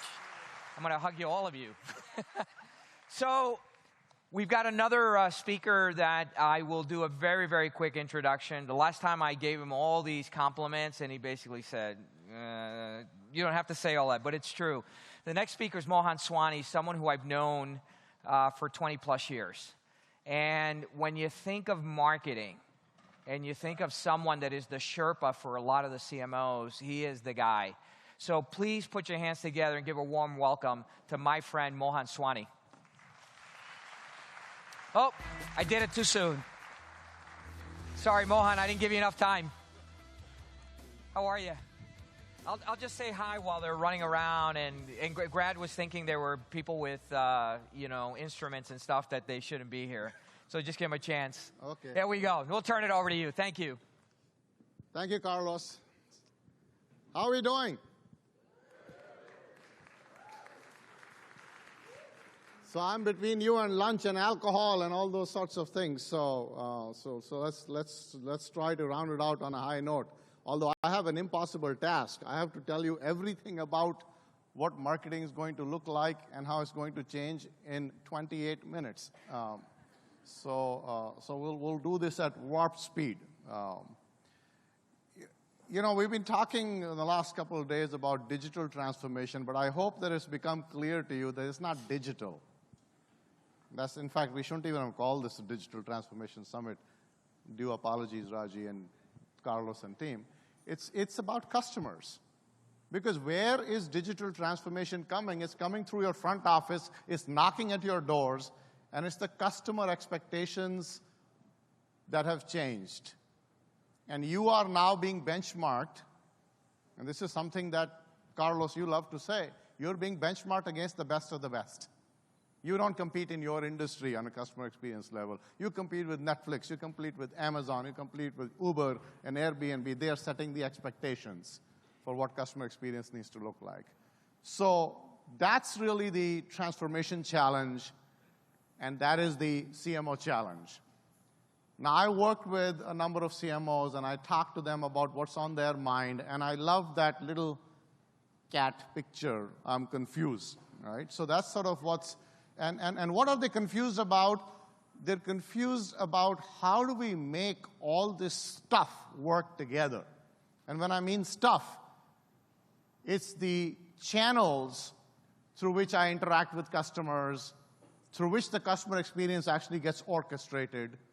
It's the technology investments and the point solution that we put in place. How do we get value out of that? And how do we govern that? I think governance of data, governance of systems is a huge problem. And how do we put it all together in a way that our content, our platforms, and our channels come together in service of the customer? That is the summary of the CMO challenge that I'm hearing. So The broader context, and I thought Grad put a really sort of a exclamation point on this, is that the CMO now is a partner in revenue generation and growth. You know, the days of being the MCO are over. You can't be marketing communications officer. You are chief marketing officer. You're the chief revenue officer. So you really now need to think about how you're going to be accountable for revenue growth. And you also have to manage this now new buzzword called MarTech, whatever the heck it is. It's like the technology investments that are front office IT, which is a new category. You know, we've automated the back office, but now we have to think about the front office. So that is it's a daunting task. It's a challenging task, and particularly because many CMOs who are running marketing at large corporations, they didn't grow up with this stuff. By the way, I didn't grow up with this stuff either. We're all digital immigrants. It's our kids who are the natives. They get it. But we have to figure it out. You know, sometimes when we think about social media IQ, it's like a bathtub. People who are less than 18 years old grew up with this stuff. They're native. People over 65 have the time to figure it out, the grandparents. We're the ones in the middle who are stuck. We didn't grow up with it. We don't have time to figure it out. But it's coming at warp speed. So that's sort of the whole change that one needs to think about, is how do I, as a CMO, drive revenue growth, manage the customer journey and experience, manage all this automation. Oh, and by the way, now, people like Grad come in and say, wait, there's AI. It's like the infomercial. There's more, right? Now you got to run this thing called marketing AI. So life's a little bit difficult, but let me take you on a journey, right? And the journey of marketing transformation, I like this metaphor because it helps you to understand where you're coming from and where you're going to. So journey begins with a clear view of the destination. The second thing is that marketing transformation is not a single-lane highway. It's a multi-lane highway because it involves people, it involves process, it involves organization, it involves culture, it involves systems. And you cannot proceed on this journey unless you make progress on all these lanes simultaneously. So these are the lanes. We have to think about how we are going to engage and communicate and interact with customers differently. That's the first lane, engagement through content.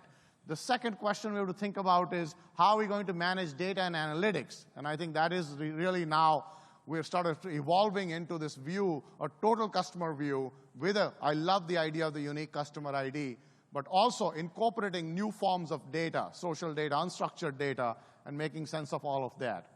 The third issue is how do we change process? By the way, form follows function. If we change the function, we have to change processes, we have to change structure.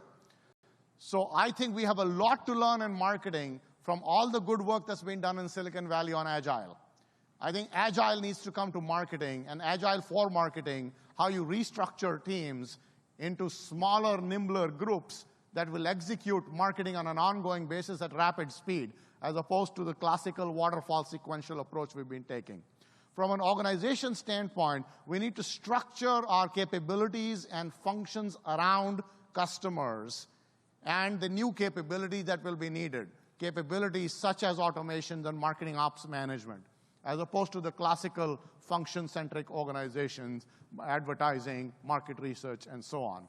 And finally, and this is something that obviously is very core to what Sprinklr does, is you need the technology stack to support it. And the technology stack shouldn't look like that Jenga tower, right? It's got to be something that's unified. And here I'm going to actually not dwell on it because this is something that's very core to why, by the way, I engage with Sprinklr. I've been an advisor because I really love the vision. You know, it's not often that I engage with companies at such a deep level because I really believe in what they're doing. I believe it makes a difference. So let's begin with engagement. So here the idea is very simple, that what you used to call creative now became content. Creative was something that you did infrequently, you did large campaigns, but now what you have to do is deal with that 150 times people are looking at their phones.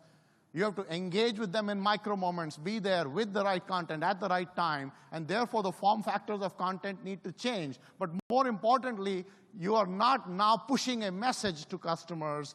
You are you are changing the question to ask not what you can sell, ask how you can help.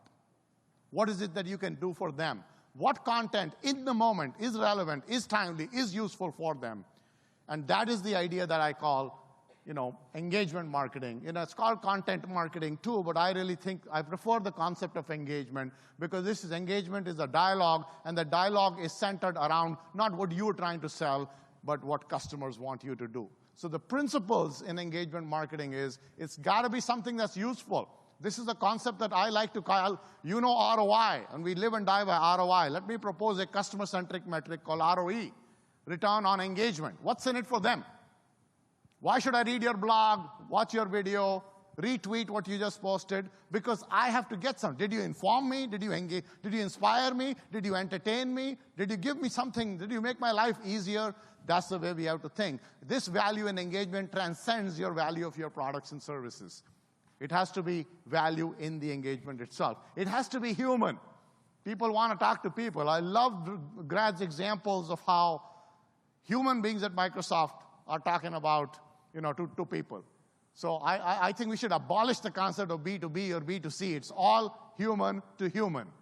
Even when you're selling to business customers, it's a person you're trying to connect to. So it's got to be human. You also have to tell a story, not sell a product. You have to earn the right to sell a product by telling a story that engages customers in a meaningful way. And whatever area you decide, whatever domain you decide that you're going to be, whatever business you are in, you have to be the best of breed. So if you look at what NASDAQ did, actually in partnership with Sprinklr, that they used to be, and I do a quiz. I said, why do you go to the NASDAQ website? To look at stock quotes, right? That's the only thing people used to think about. But what they realized, they had a wealth of content. And by the way, there are some really cool people ringing the bell and coming to the NASDAQ. So they have organized that into a content hub that they call Market Insight. And this is directly linked to $50 million in revenues. And by the way, the sales cycle for NASDAQ is 7 years. So accelerating that, nurturing people through that process, is a direct link to revenues. So what companies are now starting to do is they're actually starting to organize this content into hubs. You might look at what Google's doing with Think with Google or what Intel's doing with Intel IQ. So these have become repositories where you have content. By the way, when you go to Think with Google, they're not talking about AdWords. They're not talking about AdSense. They're talking about what's going on in retail and what's going on with consumers. So you really have to take that higher road and talk about what is it that people are looking for. So how do we think about this return on engagement? When we think about return on engagement, there are half a dozen ways that you can add value in engagement. By the way, this is not a complete list, but it's a starting point. Either you can decide that my customers, because I'm in a business which is technical, which is complex, that my customers need information. They need information that can help them.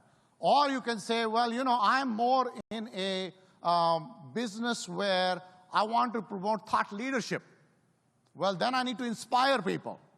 In other instances, let's say that I am in the business of diabetes, and you'll see an example there that I make diabetes drugs and medication. Diabetes is a disease that you live with. It's a lifestyle problem, and you want to connect with other people who've got that similar problem, so you can create community value. So these are just ways in which you can look at what is relevant. And as I describe these examples, I want you to look at your business and say, aha, this works for me, because contextually, different forms of return on engagement are relevant for different people. Whether it's Procter & Gamble connecting with dentists, not by saying, what can we sell you, but how can we help you? This is their dentalcare.com site. It started with the conversation with dentists. Doc, where does it hurt? How can we help you? And what the doctor said is, I got 3 problems. 1, I got to stay current with my continuing medical education. 2nd, I don't know what I need to keep updating with what's the latest in dental research, the new procedures, new machines, and so on. 3rd, I'm a great doctor, but I'm a lousy business manager, so help me with practice management. That's the tools that they have here. This portal offers free access to dental journals. You can do your CME courses right here. You can look at practice management tools. You can keep up with dental research. And 150,000 dentists a month are visiting this site on a regular basis. So that's the idea of I give you information. By the way, there is a tab here that says products. So instead of sending the sales reps to pitch their samples, you earn the right to have that conversation. You create a connection, and then you can talk about products. A very different approach is Amex. Amex realizes that when it's serving small businesses want advice and share best practices from other small businesses. So their Amex Open Forum, which was started incredibly more than 10 years ago, is a very valuable hub where people get together, exchange best practices, as well as exchange tips on hiring and marketing best practices and so on. And you know what? Membership has its privileges. You need to have the Amex business card to get to the premium content. That's community value. Convenience value. What Walgreens is doing is the third most popular retail app on the App Store. Why is that? Because they offer concrete value in making your life simple. I use it all the time for prescription by scan, looking at my coupons, and the usage statistics on this and the traffic that they're driving in the store. Customers who use the mobile app are spending 6 times as much in the store. So this becomes an online to offline, offline to online integration play. But there's clear value in convenience. Inspirational value. This is something Corning did. Nobody knows, very few people know, that all the glass you've got on your smartphones is made by Corning.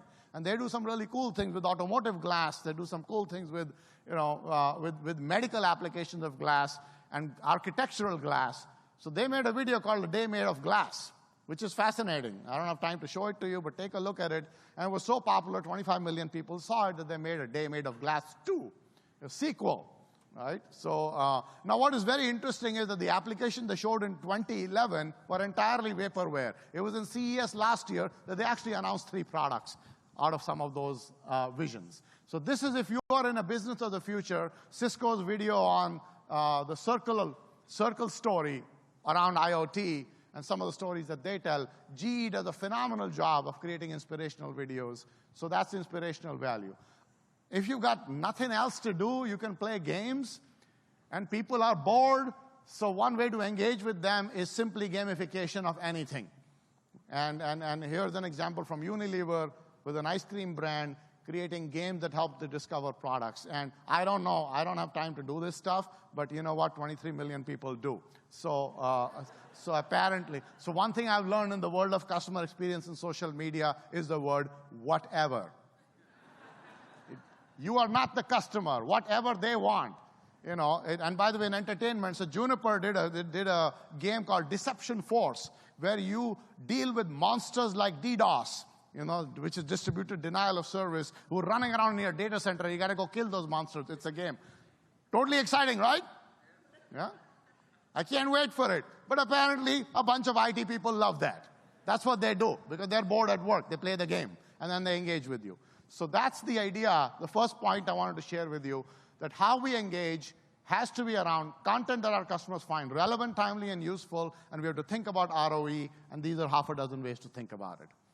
The second lane, data and analytics. Here, there's a revolution going on, and I don't need to tell you, I'm not going to go talk about big data and this and that, but you understand that what we used to do in CRM traditionally was transactional data. And transactional data is incredibly poor. It's incredibly thin. But now we have these new rich sources of data. The data tree just grew. Right? The data tree grew to have intention data, location data, sharing data, referral data. And when I used to teach marketing 20 years ago, we were lucky if we got demographics and psychographics. Even psychographics was a pain in the ass because you had to do surveys and long, complicated surveys. Or we could look at point of sale. But now the amount of data that's streaming in and the richness of this information is incredible. So when yesterday night I was teaching segmentation, and I said, you know what? My lecture is null and void because there's no such thing as segmentation anymore. What we've got now is real-time behavioral marketing. So the idea here is that you take all the behavioral information that you have, on the customer. And by the way, I love, Brad, what you said. This information is not just what you did in transaction, it's what else you do in life. Bringing the entire 360-degree context together, everything I know about this customer. And for that, you need two additional capabilities. You need automation for scaling, and you need analytics for intelligence. You put that together, and what you are able to do then is segments of one instead of segmentation, and segmentation no longer being a batch process, but it's real time. You're adapting. This is the vision of personalization at scale in real time. That is a very, if you think about it, it's a huge task. Personalized marketing at scale in real time. Think about the contradictions in that whole phrase. That is the future. You can either do personalized marketing one-on-one. We used to have personalized marketing, right? It was the corner grocery store. Or you can have marketing at scale, which was mass marketing. And if you put it together, it takes forever for me to do it. Now you want it in real time? Yes, that's the challenge. And that's what you need to think from an analytics standpoint. Now let's think about process.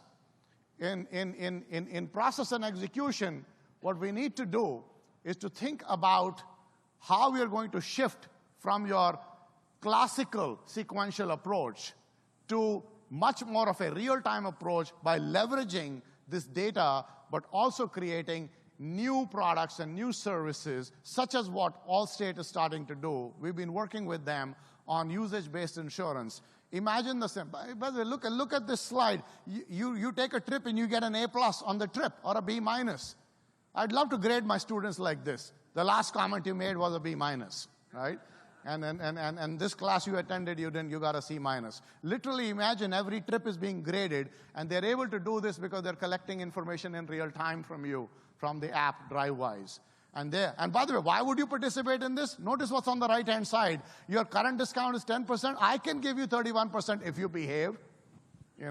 This is like your teenage kids. You can now create this I'm watching you, and you got 2 brownie points today and 3 brownie. You used to put them on the refrigerator, remember? Now you get them in the app. And so the products that they're working on, and we're helping them with this, is you go on a 500-mile trip, you buy 500 miles worth of insurance. In the first 100 miles, your app tells you, I'm sorry, you just used up 200 miles of insurance in the first 100 miles because you braked too hard and you went over the speed limit. And by the way, you are in the 38th percentile of people who are on this route for the last month. So buck up and slow down, right? So that's so the future of insurance is going to be this deeply personalized approach. But what that requires us to do is to think differently about the process. The way we did marketing before in terms of actual execution, we had a big-ass strategy, we did a big test, we put a big budget behind it, and then we executed it and watched for results. This whole process of conventional marketing would take us 6 months or a year. So I will tell you that the future of marketing process and execution is the death of big and the rise of lots of smallness. And what does that lots of smallness mean? It means that you take these sequential functions of design, test, measurement, and you squish them all together into one iterative loop. And by the way, how do you do that? You do that in 2 ways. One way is that you put the functions together. You make cross-functional teams, because one of the challenges that you have in marketing is so many sequential approvals. And who's sitting right at the end of the queue? Legal and compliance, who says, I'm sorry, you can't use this, right? So you know what you do? You drag the legal and compliance person and say, sit on my team now, forever speak. Speak now, forever hold your peace. Imagine if you're at a pharmaceutical company or you're an insurance company or any other regulated industry. By just bringing that importing visibility of downstream constraints upstream adds to speed, adds to parallelism. And by the way, here, when I say bring cross-functional teams together, bring your agencies together too. Because any partner who's involved in execution, you got to bring them together. And you have to have the ability to actually design and respond and react in real time. This idea of real time. For example, I'll just share an example of, I'm on the board of a company that it's now the largest mobile network on earth. It acquired 100 million customers in 170 days by giving completely free services. This is a company called Jio in India. 100 million customers, they are as big as Verizon in 170 days. But it was all free. Then people said, but this is free. Nobody's going to pay you. We turned on the meter on March 1st. By March 31st, we had 72 million conversions. It's the largest free-to-paid conversion in history. The company is on a $10 billion run rate already. So now at that scale, when you're acquiring 1 million customers a day, you're servicing it's 120 million since I spoke. They acquired another 20 million in the last week. So how do you manage that? So a simple question that arose for us was, competition was coming in and making offers to our customers, beating us on offers, or at least pretending to beat us. So you have no ability to actually design an offer and put it out there and see what happens. So here's the process that our team created in 1 week. In 1 week, here's what you scan the barcode of your offer, the algorithm reads it, recognizes whether it's a legitimate offer, analyzes the offer, generates a counter offer, and presents it to you in real time with no human intervention. And our value proposition is guaranteed better value with no human intervention. So that's agility in action, right? So the idea, so you need automation, you need cross functions, but the other thing that you need is time-boxed sprints where you're going to chunk down the work that you do. Forget the mega campaign. Think about smaller chunks that can be executed in a disciplined way in 2 to 4 week execution cycles. This is what we learned from Agile. This is Scrum, and that's what the Agile marketing process really looks like, is that you have a campaign or initiative owner, and then you have a team that works with this highly disciplined time-box cycles and continuously iterates and reprioritizes the backlog. This is how software gets developed in Silicon Valley. This is how marketing needs to be run. So the mindset of the agile marketer is something that I borrow from Facebook, where I was teaching at Facebook a couple of years ago, and they have these big posters in the room said, move fast and break things. So what do you guys do? Break China? Just throw stuff around? But the spirit there is, if you're going to move fast, it's okay to fail. But what you need to do is to fail small, fail fast, and fail forward so that you can learn. And by the way, that's called experimentation. It's not called failure. It's called learning, right? So that's the repositioning of failure. Right? So what we need to do in Agile, one, start with customers and user stories, not make campaigns inside out, but what is it that my customer needs to be able to do? By the way, a user story is the unit of analysis in Agile, and that's what we need to think about. Second, small cross-functional team. I like the Amazon metric. Amazon has this rule called the 2-pizza team. You should be able to feed your team on 2 pizzas. You're lucky if marketers eat less pizza than developers, so I think that you can get away with a couple more people on your team. But we're talking about 8 to 15 people. And we're talking about bringing all the functions that are relevant in. And a very disciplined time box process and a culture of data and experimentation. By the way, when you think about these teams and you start to put them together, it's clear that not all marketing activities can be moved to Agile. That's okay. Start with social and digital. Start with your mobile app or or things that you can attack that are easier to move, because certain media have latency. You need lead time to buy your advanced ads for your television advertising, your broad reach brand campaigns. So eventually everything will move towards Agile, but I would say nibble away at the edges and work your way towards the core, and the more and more activity. So there's a lot of low-hanging fruit that can be moved into this Agile mode.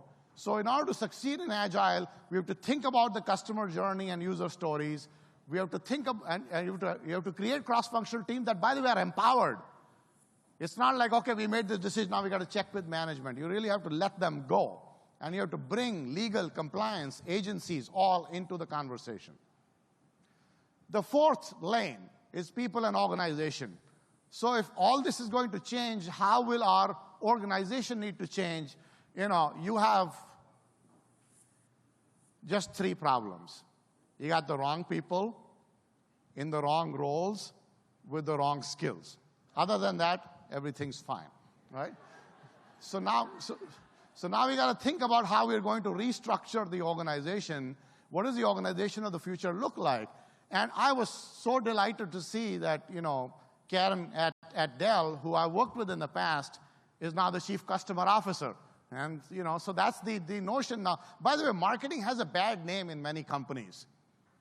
So what I say is that, let's forget the word marketing department. Let's call it a customer operation. And then nobody has any debate. Do you all work for the customer? Yeah. Do you work for marketing? No, those are those bad people, right? So let's call it a customer department, a chief customer officer, because I believe, by the way, this goes to the discussion we were having on the panel of marketing and care.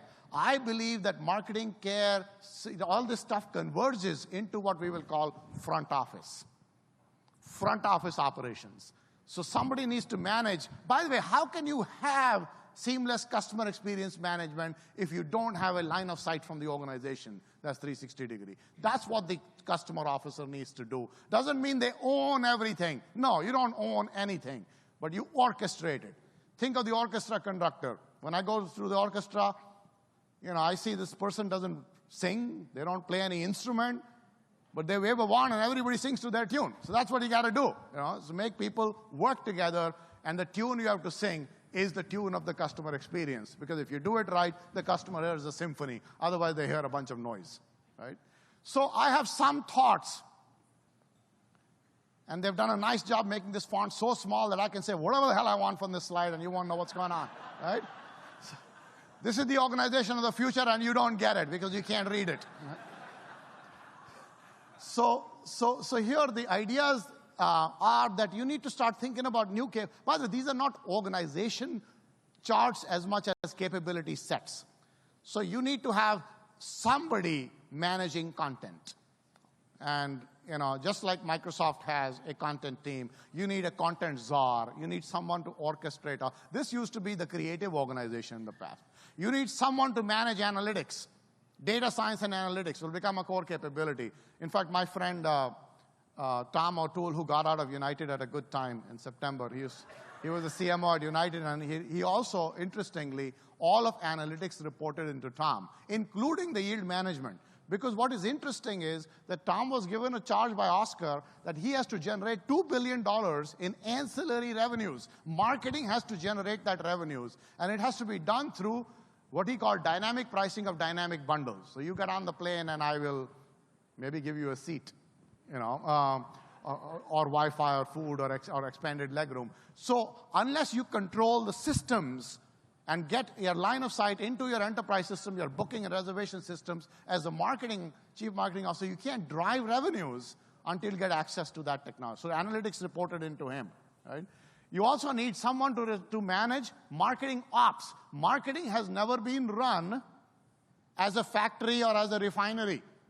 But I thought that the vision that Grad presented was very interesting. It starts to look like a factory. You're ingesting data and customer information. You're processing it, and then you're pushing it out through channels and then watching the response. It starts to look now like a marketing machine.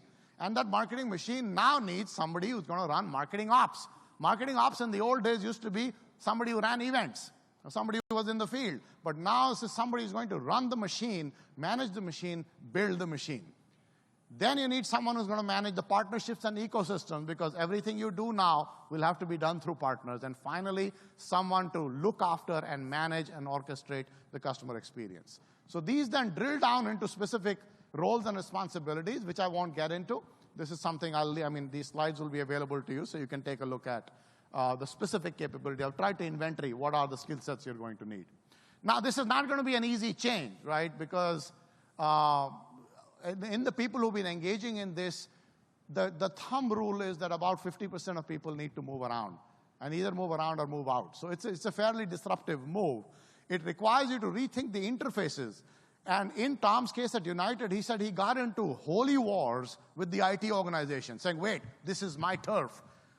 So when you can't just say, now I own these systems. They're not going to give up that turf. And it's not about an issue of turf. It's about how are we going to get the data that we need, how are we going to manage the interface. And by the way, the longer as a CMO you take to make this happen, these fiefdoms are going to grow around you. There'll be a data science organization, an IT organization. PR guys will say, we'll manage social media, thank you. And we'll screw it up like we did at United. So all these fiefdoms are going to come around you. So you have a very simple choice as a CMO. Take control and create this organization of the future, or die by a death by 1,000 cuts. So that is the, and finally, on the platform and automation, I'm preaching to the choir here, but I think it has become evident that the challenge that we face is that do we have marketing automation? Oh yeah, we got tons of marketing automation. We got too much of it. But what we've got is a mess. And these are, charts that Sprinklr likes to talk about. And I love this chart because we've got silos in the organization, and then we added silos in our communication channels, and we've created a holy mess that looks like this, right? So our point solutions, by the way, this is less than 3,784, but you get the point, that the marketing stack, and you should be known not by, being known as by the size of your marketing stack is like the CIO getting known for the size of their data center. The progressive CIO now says, look, no data center, right? Similarly, you have to have no marketing stack. It's all in the cloud. It's all unified. And for that, we need a unified system of engagement and experience cloud. That is why I really like the vision that Sprinklr has, where it says, really, you need to put together an SOE, a system of engagement, just like you had the SOR, or the system of record. What ERP did to your enterprise, now, through that customer ID, and through a unified platform, we need to do to the front office. That is the opportunity, and that is the challenge of the future.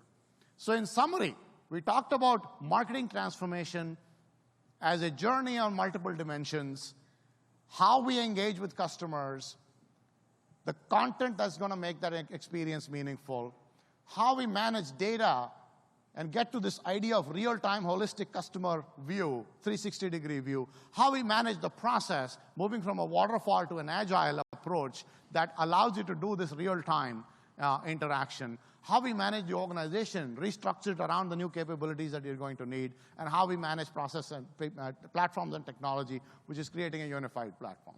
So this was a whirlwind tour on how this whole marketing function and the concept is evolving. But at the end of the day, this is what I think it takes to create a digital customer-first organization. And to me, digital transformation is nothing but a transformation that is focused on the customer. Thank you very much.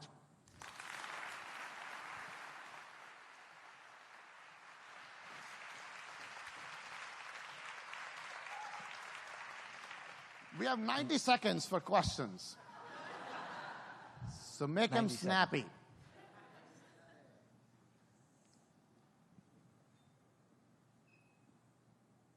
Good morning.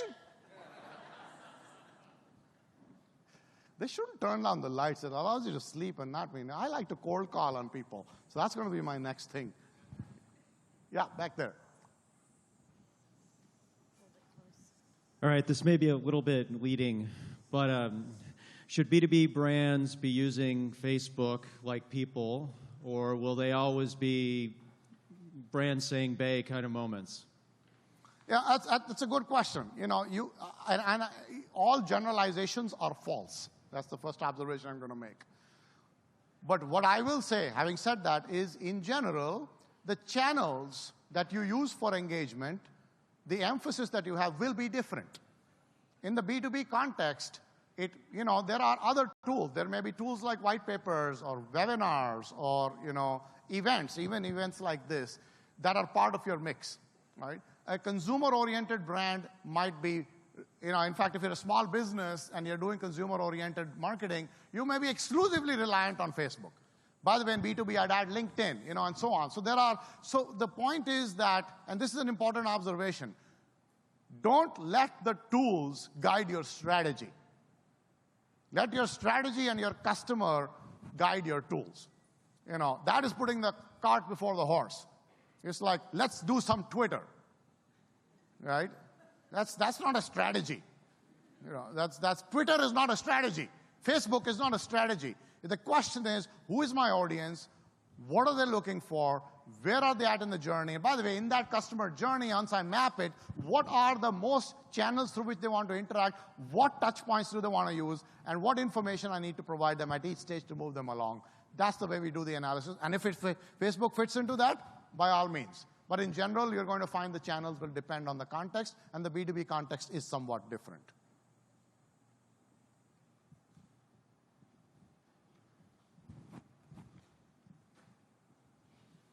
In your new organization structure, the pillars you built underneath the CMO removed the CMO's role, and you haven't got the chief customer officer in there. So it's an interesting ploy that you put the CMO at the top of a structure that doesn't support a CMO anymore. Yeah, I should have not called them the CMO. I mean, that was really, I would say, the front office head.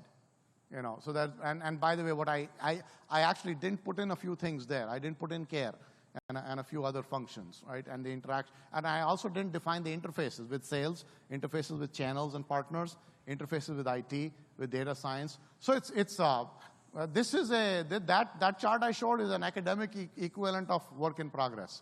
We call it TIP, thoughts in progress. So there are, I think that different organizations will, by the way, deal with this differently. Some companies actually have now CDOs, the Chief Digital Officer, right? And they manage the digital part of the marketing and the customer experience. That's okay too. You have a CMO, CDO, two in a box. Others are putting a Chief Customer Officer in place, you know, like Dell has and Best Buy and other companies. But have you got an example of a company that's gone through that transition? I think you pointed out how Dell has gone through that transition, right, from an organizational standpoint. And that would be, but it's a lot of CMOs are still kind of what I'd say lost in translation or lost in transition. So that's the, and again, you know, what I want to emphasize here is that it's the customer-facing things that you need to get done. It doesn't really matter how you draw the boundaries. As long as, that's why I said sometimes abolishing the concept of marketing or CMO even maybe. It's really about who's got to do it. You know, you got to do customer things. Who does them, whose turf it is, that will be negotiated in each enterprise differently.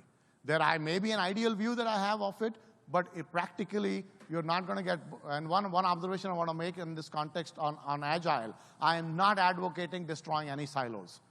I understand reality. What you need to do is to connect the silos virtually with these Agile teams that are focused on specific initiatives. Because there is a purpose of the functional organization. It's not all bad. But what we need to do is to layer on top of that these Agile organizations. Yeah. Last question. Well, I hope it's a good one then. Have you given any thought as to what the view from senior level leadership should look like, just like you've explained the new marketing roles, what the new C-suite looks like today? Yeah, I think that is a very challenging question. You know what they say, the bottleneck is at the top of the bottle.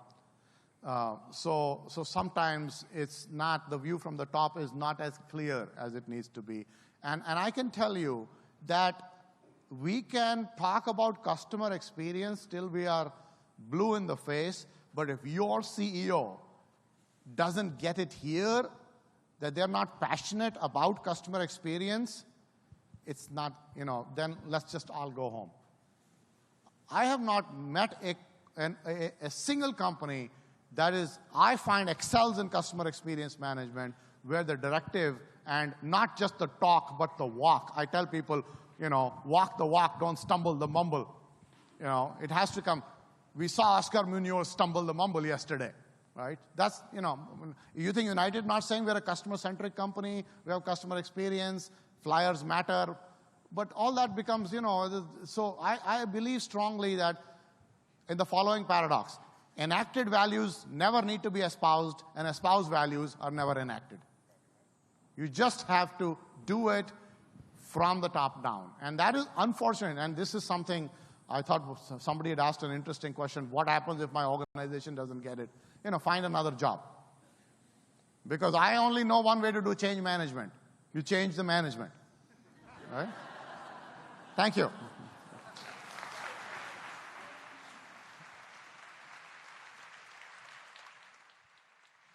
What a way to close. Thank you, Mohan. Again, let's give him a big round of applause.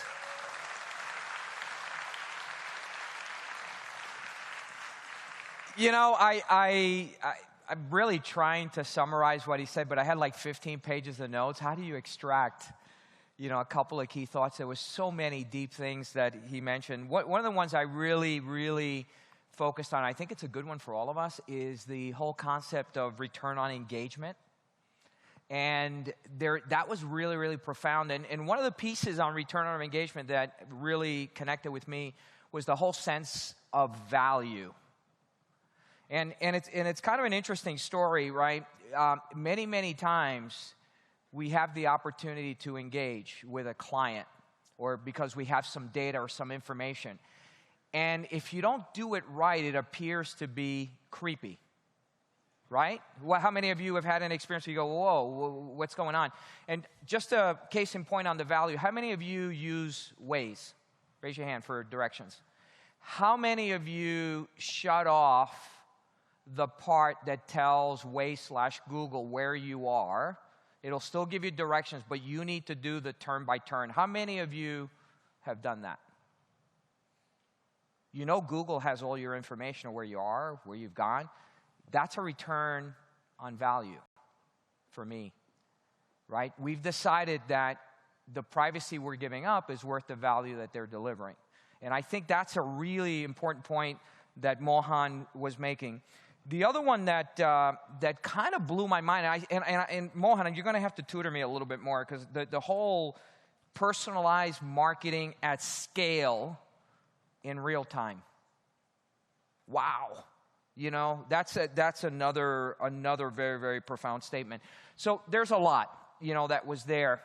I think over the course of the last day and a half, I hope that you've learned something. I know I surely have.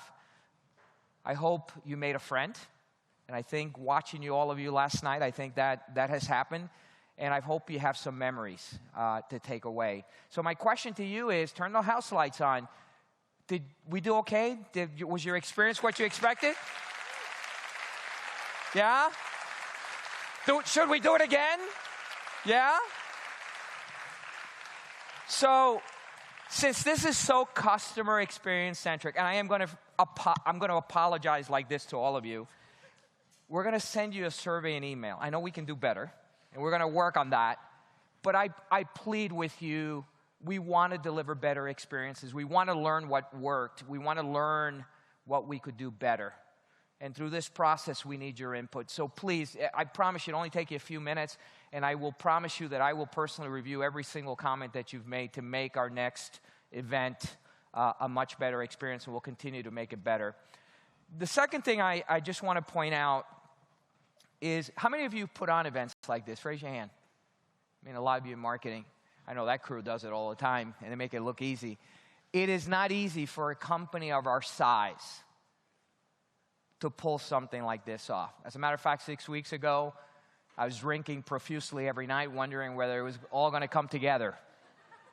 And what I'm extremely proud of is for a company of our size, with our passion, as you've gone around the selection of venues, the branding that's been done, and more importantly, if you buy something great and all that other stuff, my point in all is watching you have fun, watching you have a great experience, watching you getting to know each other, and talking, that to me is the greatest joy in the world. And if that's the way I've measured this event, I hope we've succeeded, but really, really want your input. And what I also want to do is, I want you to, in a moment, show you, which I'm going to do now, this is what it took to pull this event off. And I know you've had fun. Please, give them a big round of applause. Incredible job, folks. Thank you, thank you, thank you. An honor to have you on my team, and you did the impossible.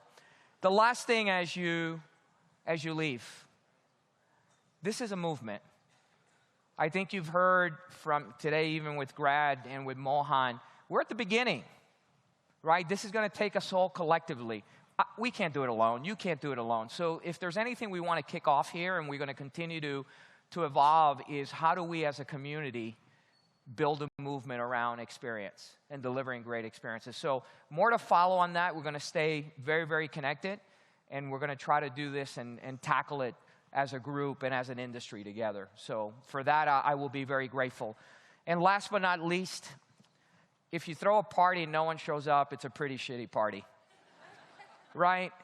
I hope that you left a little bit about what we're all about. We deeply care. We want to do well.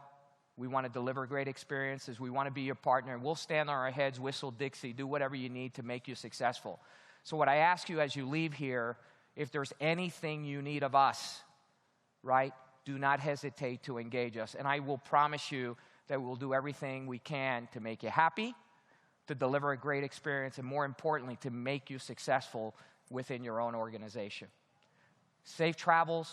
Thank you for being here, and I hope to see you next year. Thank you. God bless. Take care.